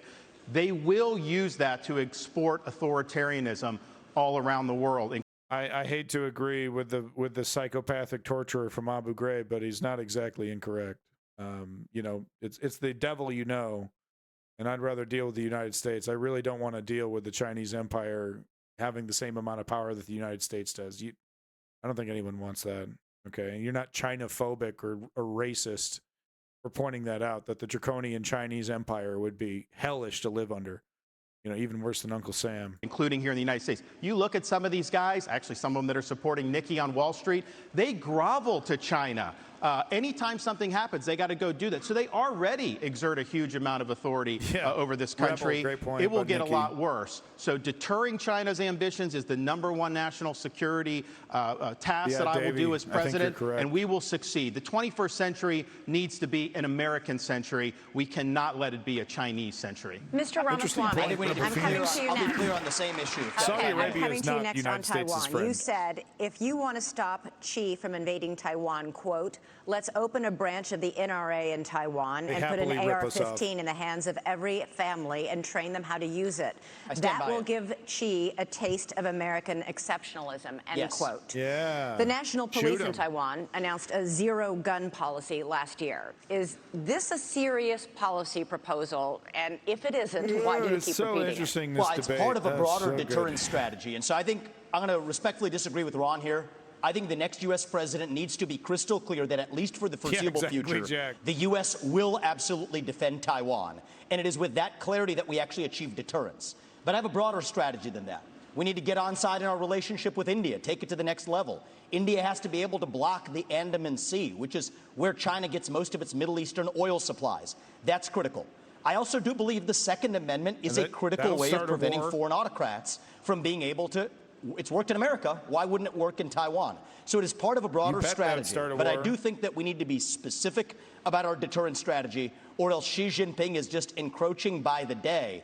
And the reason why we're not doing it for China, I want to be crystal clear, is because we're scared. Why are we scared? Because we depend on them for our modern way of life. The Modi Why do crowd we would depend love on them for our Vivek, modern yeah. way of life? It's because Nikki Haley's latest friends like Larry Fink have created commingled economies with leave BlackRock Nikki telling alone. Exxon and Chevron they can't drill here, while being a shareholder of PetroChina, not applying those same constraints in China. So it is our economic dependence on China that makes us scared. If that were a Russian spy balloon, we'd have shot it down in an instant. If that were a Russian spy base in come Cuba, on. we'd be turning we'd be actually The going hard fucking on them spy instead of balloon turning shit. the other way as we are with China. So it comes back down to that economic dependence. We cannot depend on them for our pharmaceuticals, our semiconductors, and people have been lied to for a long time. They didn't shoot it down Our right own away. military, the They didn't F-35 shoot jets first that we and ask make in this questions later. country depend on China, and it's going Thank to take an you. outsider to fix that broken establishment. Thank you, Mr. Ramaswamy. Ambassador Haley, would you like to respond? Yeah, rebel, exactly. Yeah, she's I pulling mean, when the it comes best to as well. China and Taiwan, the one way that we keep China from going into Taiwan is, one, make sure that we win in Ukraine, that we protect our friends, but also let China know that they'll be hell to pay if they go into Taiwan. They need to know that there is going to be a force that's going to go against them. And they need to know it's not just going to be Yeah, the that's why United she's States. going to lose, right, That is Jack? why we need to build our partnerships with India, with South Korea, with Japan, Yeah. with the Philippines, with Australia. She's We the- need to start pulling that she's the alliance what's together. left of the Mitch and the McConnell first way party. we do that is we need to make sure that on day one we look at the fact whatever, if China pulled the rug out from under us tomorrow, would we be ready? Think about No. what happened during COVID. Everybody told you to wear a mask. They were It's all made in about that China. debt, Everybody told you to baby. take a COVID test. They were made in China. Everybody went and, I mean, everything that happened. If you go to the drugstore, all those medicines are made in China. We have to make sure No. that we are not relying on China for anything She's so wrong related to on our this. national security, which means let's start focusing on doing deals with our friends now. Thank you, Ambassador. Lenny, thanks for Governor coming in. Christie, I'd like Lenny, you to weigh in on that. number And one do you think financial arming contributor to the every News family in Underground. Thank you, Taiwan with an Lenny. AR-15 is a plausible policy? You know, I don't think we have constitutional authority over Taiwan to give them a Second Amendment. I think they can only do that for themselves. But look, I want to be really clear. Once again, I want to play the role of actually answering your question, which is if China went after Taiwan, Oh, thank you're you for that absolutely correction, right. David. I would, as president, have us go militarily and defend them. Secondly, I'm not afraid, based upon those economic relationships, to do that, because these economic relationships mean nothing. Nothing. If what's going to happen is that China is going to come and act in that region of the world however they see fit. It's not right. And I'll say this about what I heard from Nikki earlier. She said that Donald Trump was good on trade. He wasn't. Well, it's complicated, And Jack. the proof that he wasn't good on trade Yeah, with do we China really is want that all he did China was to impose tariffs, get away with which such raised a the prices for conquest? every American. You want to know, what the- has contributed to inflation in this the country? geopolitical Yes, it's more community, government you know? spending. Same with Yes, Russia and it's the fact Ukraine. that we're printing too much money. Absolutely, but it is also the increase in prices that were driven by Thank Donald you. Trump's tariffs. And one last thing, you can't say he was good on trade because he didn't change one Chinese policy in the process. He failed on it. Thank you, Governor Christie. Governor DeSantis, switching subjects here. For 15 years, Silence in Republicans the have been crowd. burned by Not my politicians' God, promises Emperor. to repeal Obamacare. Trump repeatedly promised to replace it with, quote, something terrific, but failed to propose anything. You're now International promising law. something better. But Florida has more uninsured people than almost any other state. Like the Hague. Why should Americans trust you more than any other Republicans who've disappointed them on this issue? Well, I think we have millions of Americans who do not have access to affordable health care. And it's not just getting some type of card and Medicaid, because a lot of times they don't even get access to doctors. Do you actually get access to care? The other thing is we have millions and millions of people who don't have access to good doctors and good hospitals. Florida did not expand Obamacare. I think the states that did that, I think, are struggling financially. So that, yes, we declined to do that, and I don't think that that was the right policy to do. But we are going to go after the cost. You're paying too much for everything. We've actually addressed this in Florida in some ways, but you need price transparency. You need to hold the pharmaceuticals accountable. You need to hold big insurance and big government accountable, and we're going to get that done. I think it's very, very important economically. I think it's very, very important for the country that we get that done. Go ahead. Yeah, so I actually wanted to, this is a very personal What? issue to our family. I wanted to take actually a minute to recognize my wife who's here today. Badass surgeon. She did a bunch of cases with cancer survivors earlier today, flew here to be tonight. We'll be back at 7 a.m. in Columbus, Ohio tomorrow, taking care of those patients in the OR. And on the front lines of people who have actually not swallowed for years. And here's what's something that's awful is that they'll pay for anything like feeding tubes, doctors to be pill pushers, but for the procedures that can actually make these patients better, we have a broken healthcare system that doesn't pay for it. My wife, Apoorva, in many cases, does not get paid for those procedures. She does them anyway because it's the right thing to do. But that does not work system-wide. So here's the answer. We don't have a healthcare system in this country. We have a sick care system. We need to start having diverse insurance options in a competitive marketplace that cover That's what we need, actual guys. health, More preventative capitalism. medicine, diet, exercise, lifestyle, and otherwise. Yeah, And here's how force we people deliver to that. eat. That's End the liberty. Force people to eat better. exemptions for health insurance companies. true liberty. That's where the competitive marketplace begins. Next That's crony question's for you. capitalism, and that's the answer. Okay, through Operation Warp Yeah, Speed, Vivek, the CEO of the U.S., the talking Trump about administration crony and private industry capitalism. developed a COVID vaccine in record time. The program protected the drug companies from virtually all lawsuits over vaccine injuries. The government has a program to compensate for such harm, but critics say it is a black hole of bureaucracy. 12,000 claims filed, 10% decided, only 8 payouts so far, in a forum with no right to counsel, no hearings, no appeals. Mr. Trump says he's very proud of Warp Speed. Should he be? Well, this question specifically on liability goes back to actually Reagan. And Reagan is a president who I admire. Many of us do. I think that reviving that spirit is in many ways going to be good for this country in so many ways. But one of the areas where he erred was this special form of lobbying to say that one kind of manufacturer, a vaccine manufacturer, cannot be sued for their product liability.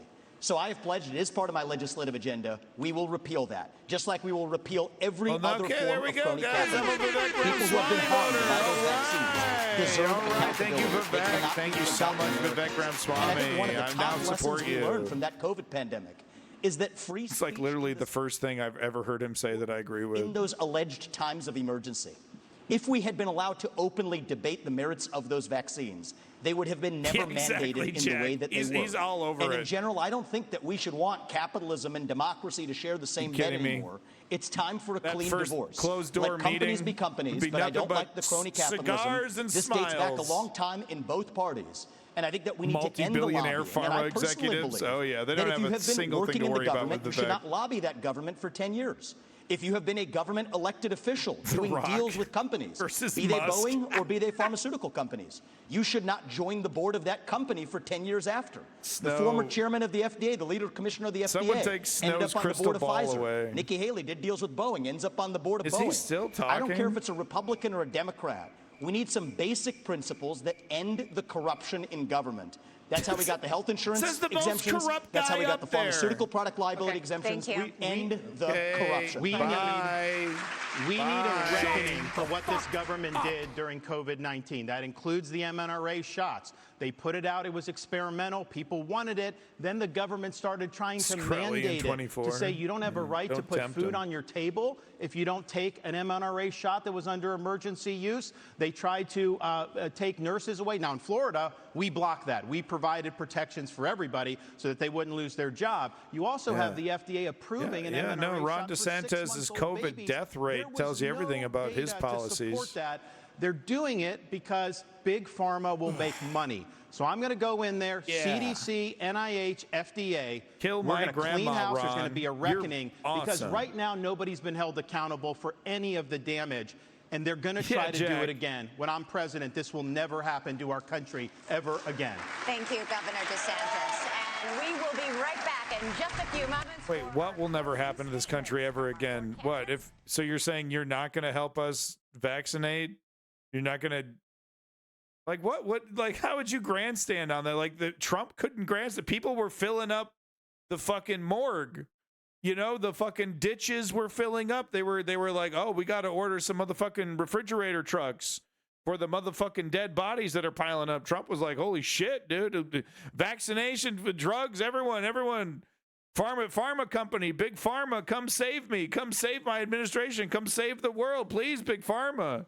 Literally Big Pharma saving fucking Donald Trump's life. You know, pumping him full of goddamn mystery drugs. Holy shit, David Pakman, bro. Get off yourself, bro. Jesus, bro. Is this the only way to succeed? Is just to be like utterly shameless and self-promoting every opportunity you get? Could you imagine if every opportunity I was like and subscribe, got the Discord over here. You want to buy my shit? Oh, yeah. I'm going to talk about me. No, how about we talk about the fucking debate? I mean, he does do that. But bro, Jesus, with this fucking picture up here. Come on, man. Is this the only way to do this kind of stuff, is to have like an ego about it? Is there any way to just be a fucking slob like me and get away with this? If Trump brought on Lisa Ann cosplaying as Sarah Palin for VP, would you vote for him then?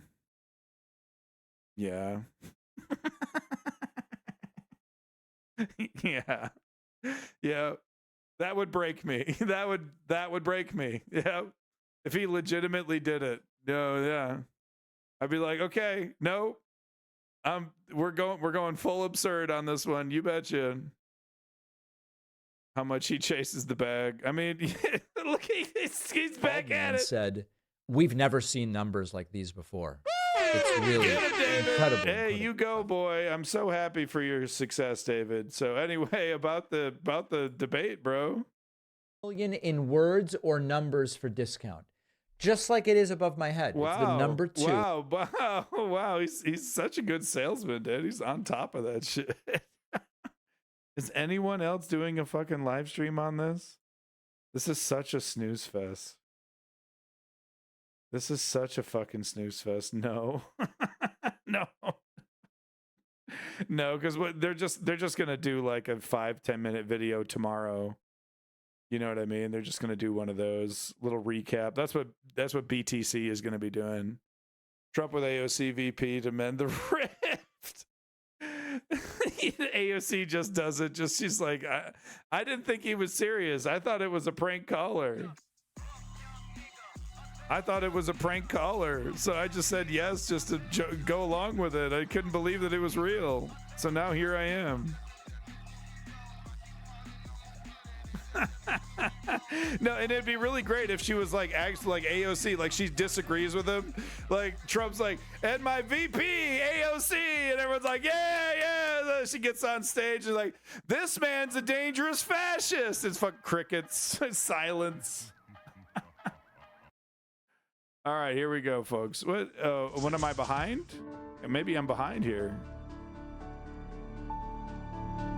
In journalism, trust is everything. I'm sorry. The voiceover said journalism, and then I saw a picture of Chris Cuomo.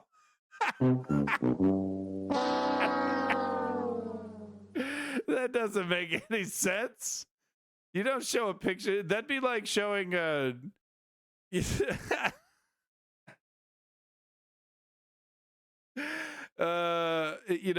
like integrity, and then you show a picture of Jimmy Savile. You know what I mean?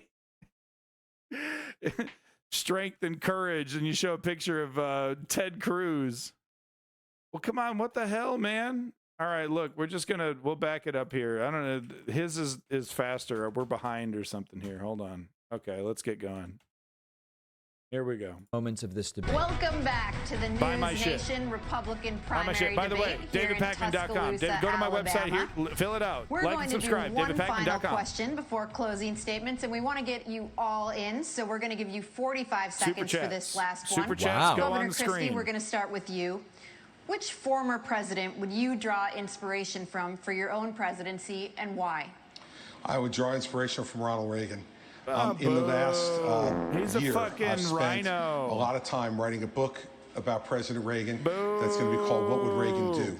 That book's going to come out early in 2024. And what I learned more than anything else was that Ronald... He won't be busy with this anymore, so it'll be fine. Ronald Reagan stood up for the truth, whether it was popular or unpopular at the moment. Fuck, he did. In 1964, he stood up against the John Birch Society. All these motherfuckers bitching about the homeless, dude. Would not put up with our party standing for lies and deceit, even it gave him political progress. That's the kind of president that I will be, and I would draw that inspiration from the 40th president of the United States, Ronald Reagan. There you go. Ambassador Haley. Well, I have to say, too, I think George Washington, when you look at the responsibilities he had of how do you go and take on this great American experiment and make sure that the people are protected. And they always knew that government was intended to secure the rights and freedoms I would love to hear what George Washington has to say about the modern Republican Party. You know what I'm saying? George Washington is one of the greatest human beings. Literally could have been the king of America, and said no, we're gonna do things differently in this country. It was unheard of at the time, literally unheard of. Yeah, no, you're no Washington, Nikki Haley. You're no Washington. Lincoln, excellent. One of the guys I'll take inspiration from is Calvin Coolidge. Now, people don't talk about him a lot. He's one of the about FDR, bitch. Almost everything right. He understood the proper role of the federal government under the Constitution.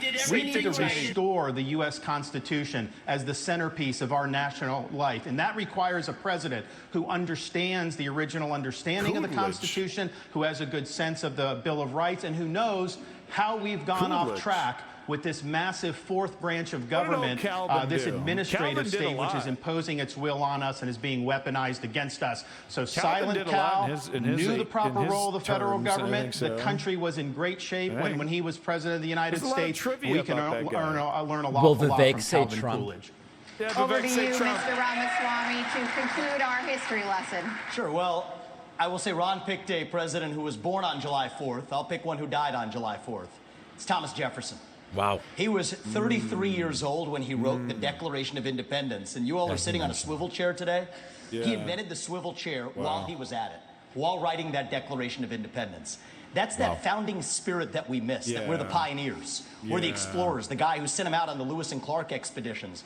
And I think a lot about what would Thomas Jefferson say to Jefferson would fucking hate Vivek. He'd remind us of. He would say, "Where are all of your slaves? I can't find them anywhere." Ideological discussions we're having in our party is freedom of speech. Jefferson, why is the slave on stage? No matter I don't how understand. heinous the opinion, Thomas Jefferson understood that. All He's right, an thank inspiration you, for me. sir. Thank you, Mr. Ramaswamy. And believe it or not, Who gave the slave it's time for turn to closing talk? statements. Governor Christie, would you like to begin? Sure, thank you. I want you all to kind of picture in your minds election there's day. more of this. You'll all be heading to the polls to vote. And that's something that Donald Trump will not be able to do. Because he will be convicted of felonies before then, and his right to vote will be taken away. You know, here's the bottom line. You can boo about it all you like and continue to deny reality. But if we deny reality as a party, we're going to have 4 more years of Joe Biden. Wow. When my colleagues here raised their hands and said they would support him even if he was a convicted felon, the bigger problem with it is they were confirming the lies he's told to the American people. Yeah, it's true. If you're too timid to take on Trump, believe me, others will see that timidity. Xi, Putin, and the Ayatollah, the border crossers on the southern border, and the criminals in our streets. They'll sense that timidity, and they'll take advantage of that failure of leadership.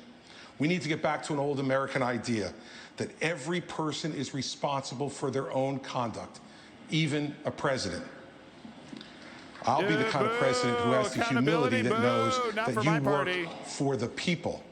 It's not the other way around. Ew, stone cold silence. I will earn your trust. No corruption, I want to earn your vote. Thank you, Governor Christie. Mr. Ramaswamy? I'll use this to just address a topic we didn't talk about tonight, but I think is one of the most important topics that needs to be discussed. That is this climate change agenda that is shackling this country like a set of handcuffs. I said it at the first debate, and I stand by it. The climate change agenda is a hoax because it has nothing to do with the climate. That's what we have to see. 98% reduction in the climate disaster-related deaths in the last century. 8 times as many people are going to die of cold temperatures this year than warm ones. Yet against that backdrop, there's an issue coming up in Iowa. It's core to Iowa farmers. I met Kim Junker, Kathy Stockdale, and other farmers who are about to have a carbon capture pipeline built across their land using eminent domain to do it. That's unconstitutional and it's wrong. And if you thought COVID was bad, what's coming with this climate agenda is far worse. We should not be bending the knee to this new religion. That is what it is. It is a substitute for a modern religion. We are flogging ourselves and losing our modern way of life, bowing to this new god of climate, and that will end on my watch. Thank you, it's the most critical issue Haley. that's coming up. He's Thank so you. wrong. Thank you very Get much. better, Our country yes, is in chaos. Vivek. We see it on the southern border. We see it on our streets in our cities. We see it on college campuses. We feel it with our economy, with inflation and with debt. And we feel it around the world with wars in Europe and within the Middle East. We have to stop the chaos, but you can't defeat Democrat chaos with Republican chaos. And that's what Donald Trump gives us. My approach is different. Thanks, Mom. No drama, no vendettas, no whining. I envision an America where we're protected from illegal immigration and Chinese infiltration. I envision an America where we unleash our economy and we reject socialism.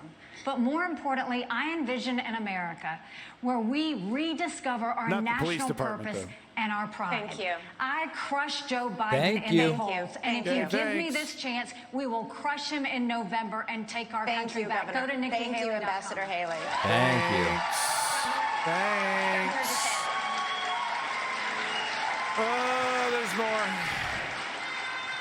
We are in jeopardy of being the first generation of Americans to leave to our kids and grandkids an America less prosperous and less free than the one we inherited. I refuse to sit idly by and let that happen. But we got to have people that are going to be willing to fight the people that are doing this to us. You can't be these establishment Republicans that just cave at the first sign of opposition. I'll fight for you. We also need to win again as a party. Yes, win the election, which we've struggled to do, but also win on these big issues. And nobody has defeated these people more than what I have done in the state of Florida on issue after issue. We have won, and we have won big, and that's what we'll do for you. We also need leadership.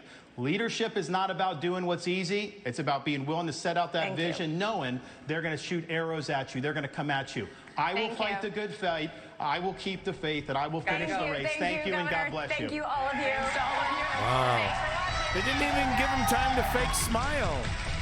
Well, an abortive debate, completely abortive debate. Abortive. The what a most big important takeaway, it will do nothing to change the eventual outcome of the Republican primary. True. Nikki Haley Pretty true. embracing Christie and Vivek bringing a little kid up front, and that's his kid.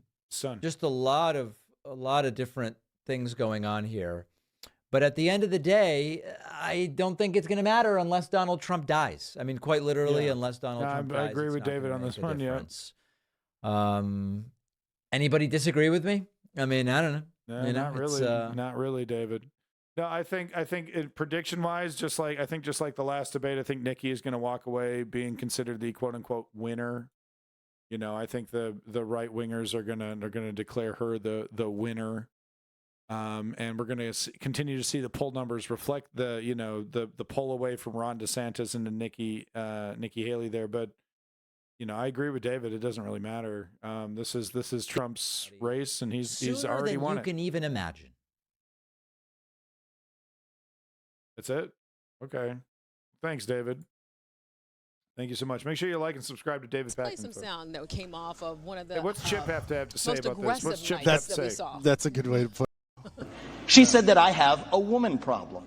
Nikki, I don't have a woman problem. You have a corruption problem. And I think that that's what people need to know. Nikki is corrupt. This is a woman who will send your kids to die so she can buy a bigger house. This is the problem. Using identity politics more effectively than Kamala Harris is a form of intellectual fraud. And it actually needs to end. There's our donor puppet masters wielding their puppet right up here tonight. This is how this game is played. The puppet masters put up their puppet, and I reject the use of identity politics in this party. Yeah, it has been a. He's better than that. She said that I have. Okay, there's that soundbite. JB, what did I just miss? Just tell me. I opened your mic. Yeah, so we've got a lot of folks now starting to walk in. They are now leaving the debate stage. They're now walking into the spin room. And actually, Chip, I don't know if it's possible to show our sky cam. Yep, here I can to pop show over you to that. guys the spin room.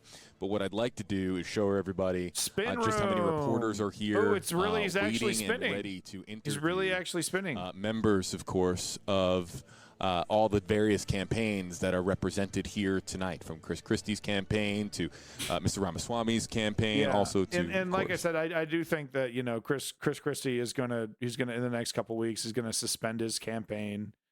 I think Vivek is gonna suspend his campaign very soon. And I don't think Vivek is going to enter politics. I don't think he's got the stamina for it. He's going to, maybe try to do a podcast, he's obscenely wealthy.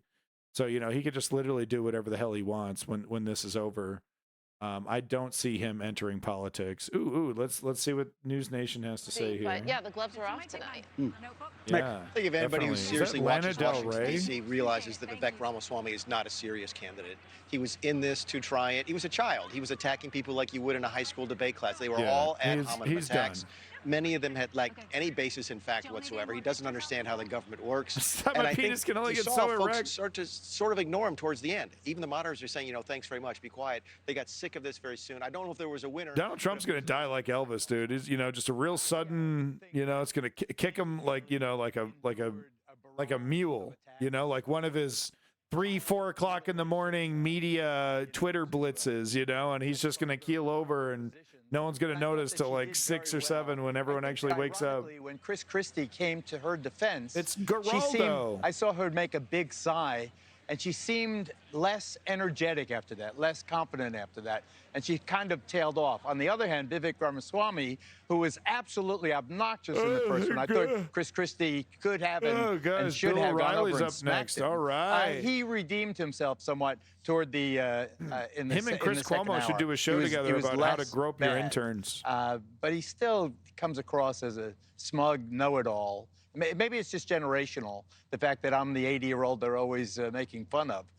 But it seems to me that he's too glib for school. Well, also, let me confirm a suspicion for everybody watching right now. As somebody who has known Geraldo Rivera most of my life, you are proof of the opposite end of the point. Oh my God! Why is Chris Cuomo back on TV? There's so much fresh blood. There's so much fresh blood. Did Chris Cuomo bring the views? Did Chris Cuomo bring the fucking audience along with him? This guy, for real? We're over here complimenting fucking Geraldo. What is this, man? What is this? Can you please talk about what they didn't talk about? They didn't talk about jobs. They didn't talk about motherfucking wages. This guy, this is one of the Trump sycophants that was kicked out of his damn administration. Why is he on there? We talked about it Why? in the pregame. If no one can cut into that, he becomes the de facto winner. There was no one tonight that stood This out. guy to was the a point where joke. tomorrow morning, if there was a This guy was an absolute fucking joke. He was the PR guy. He was the spin guy. Press secretary, right? All right, let's hear it. Okay. I am not going to shade the coverage by playing sound and baiting answers that let you understand what I thought. I'll just tell you, okay? I think this was the best night that Governor Chris Christie has had. I thought that he was communicating something that's really important to independent voters. Oh, my God. Which is, Who I'm going to answer the the questions. hell I'm going to tell you what they are. cares? They're asking the questions. They take the time to think about them. I'll give you a straight answer. This And man I thought he gets a handled himself paycheck. better in that regard than he had in the earlier ones. This My man gets question mark is paychecks going to for be this about shit. Nikki Haley. Chris Christie, no it's shit. not None of his easy, as we fucking were mic talking is before, if you watched dumping our out. lead-up Thank God. coverage. It's different when Thank you're God. out It's there not on the me. stage. It's this fucking Everybody's Mike coming Holloway at you. You fucking feel the Luya, pressure. dude. You're worried about Motherfucking what this is doing at idiot home. You don't know how gods. you can control Cut it. his You're not fucking getting help mic. from He the said something moderators. so It's not their stupid job to his help you. microphone I thought shut that down. cowed her a bit. She obviously has a great command of what she believes here it's in coming terms of back leadership again. style, which I No. think will help her. But on that stage, that was tough. I also thought it was a good moment, though dicey, for Chris Christie to defend her the way he did. I was afraid of him getting hit with a mansplaining charge, but that's probably the wrong party. You know, I think in the Republican Party, they're okay with hearing him say, hey, I know her. She's smart. She's competent. Lay off. I think she can handle Yeah, her me own. too. I was reminded at the end when everybody came up with their spouse and her adult child. What her happened daughter to Tipper came up, and it Gore or reminded me whatever that the hell her her name husband is was? employed. They You got know, a so different unlike everybody else on that blonde debate white chick stage, up not there only is now. she the only woman up there, she's having to do it with her husband overseas. By the way, as we talked about in the pregame, while U.S. troops and not with her husband stationed. We're done. We're done. Thank you so much.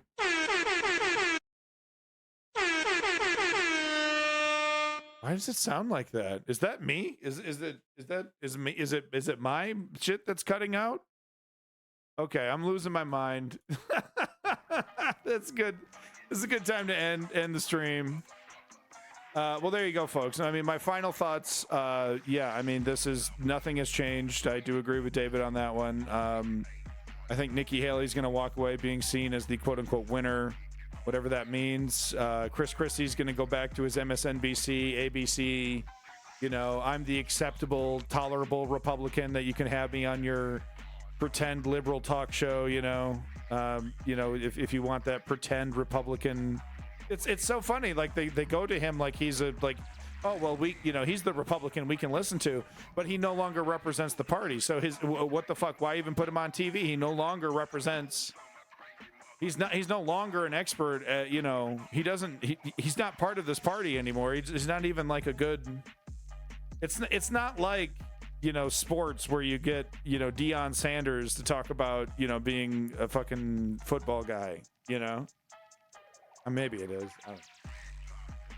I think Vivek Ramaswamy is going to drop out, and I think Ron DeSantis is going to do a surprise suspension. I think we're going to be pretty surprised because the money is just, it's no longer there. I think he's going to get a bad phone call probably tonight, maybe tomorrow.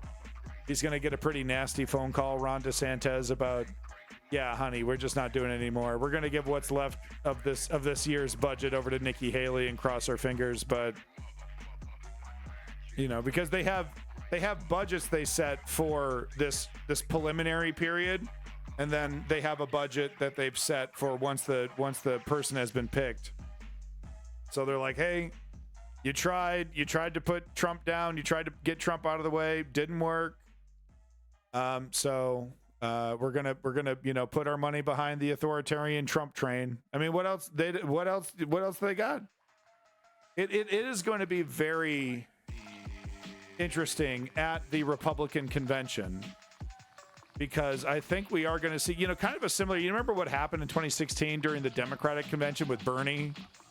All that chicanery, all that, let's do a vote. Oh, the yays have it. No, they didn't. Bunch of fucking, whining, pissing, and moaning from the Mitch McConnell, GOP, what's left of the Mitch McConnell GOP, trying one last gasp to not have Trump as their nominee. She's one of those Dear John chicks. Who, Nikki Haley? Well, anyway, folks, thank you for being here. You're tubing, Rebel Phoenix, Woke Patriot, Davey, Equal Dari, Jack the Steeler, Snowmo Bro Pro, who didn't like my bit, and now I have a sore tummy for no reason. Thank you for being here, everybody. And all you lurkers, big props to you lurkers out there. Big props to your boy, Lenny. Make sure you check out his shit. Good Faith Prepper. Thank you for coming in for a minute. Appreciate that. Good Faith Prepper. I mean, these debates are unwatchable, so I understand why people leave. Thank you, Zeo Duke, for coming in right at the beginning. Clutch Cargo. Ya boy, Clutch Cargo. Benson over there. The scam. The only comments we get from Kick are scam comments now. Thank you, Kick Scammer, for trying to scam my audience. Very much appreciated. All right, folks. As I say every goddamn stream, I'm not going to stop saying it. These fascists are 100% trying to take over our democracy. And the Nikki Haley and the Ron DeSantis, the only thing they disagree with on the Trump stuff is the optics. All the other Trump stuff is great. The racism, the xenophobia, the authoritarianism, the ignorance, the weaponization of everything, but of free speech, but of every loophole possible in our congressional, senatorial, executive, in our motherfucking government, dude. Every little loophole is exploited. And it's all for the effort of dismantling democracy. Thank you, Clutch Cargo. That's right. I am Abandoned Nihilism, a.k.a. The Harbinger. This is the News Underground. We're in bad shape. I mean, we will be damn lucky to get another 4 years of Biden, because that means we avoid Trump. And that could be huge. That could be everything.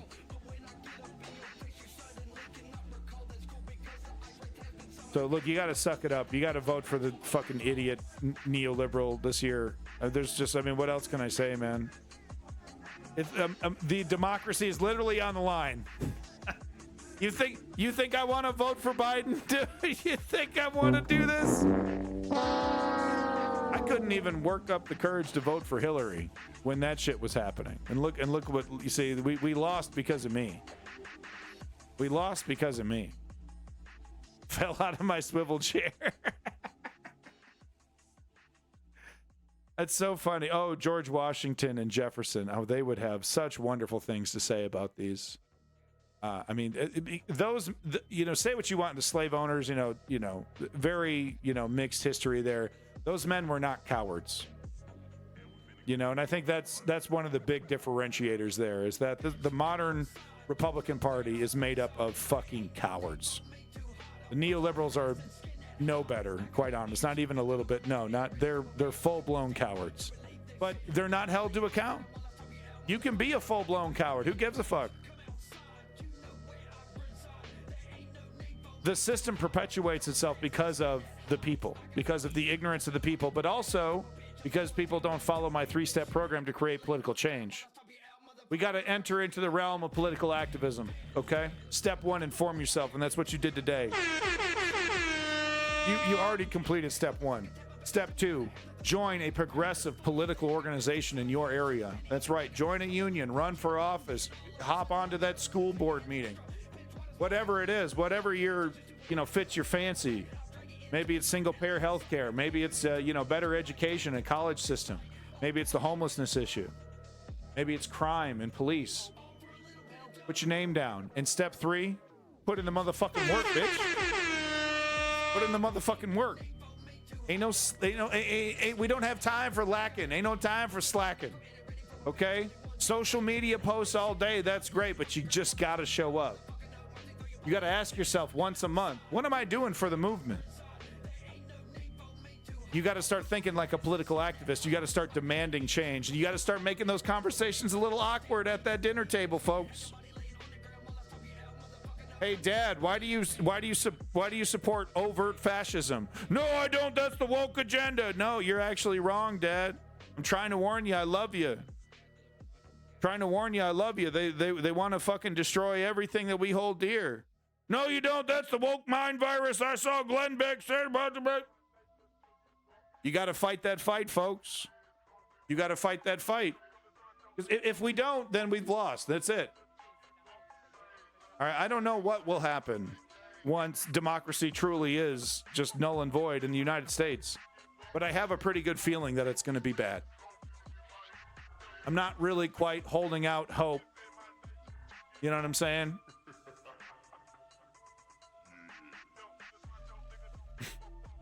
There are people out there, it's like, fuck it, roll the dice. My life sucks. I don't fucking care. My life didn't get any better under Obama when it was Trump. My life didn't get any better. Fuck it, fine. Throw that Constitution in the trash.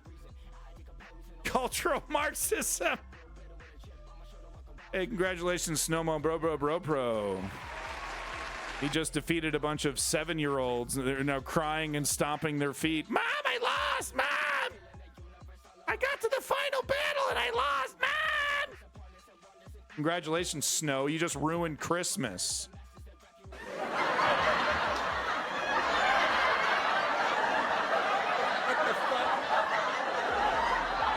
What the fuck? All of a sudden, I'm in motherfucking Everybody Loves Raymond. Fuck you, they were 14.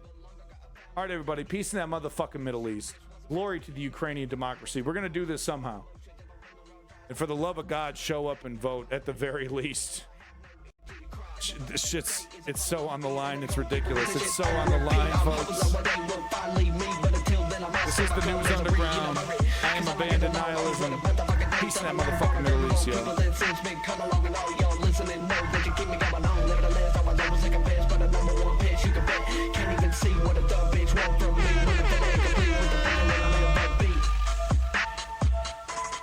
DV, Ice Wraith. The sound of the underground. Motherfucking News Underground, bitch. Motherfucking News Underground.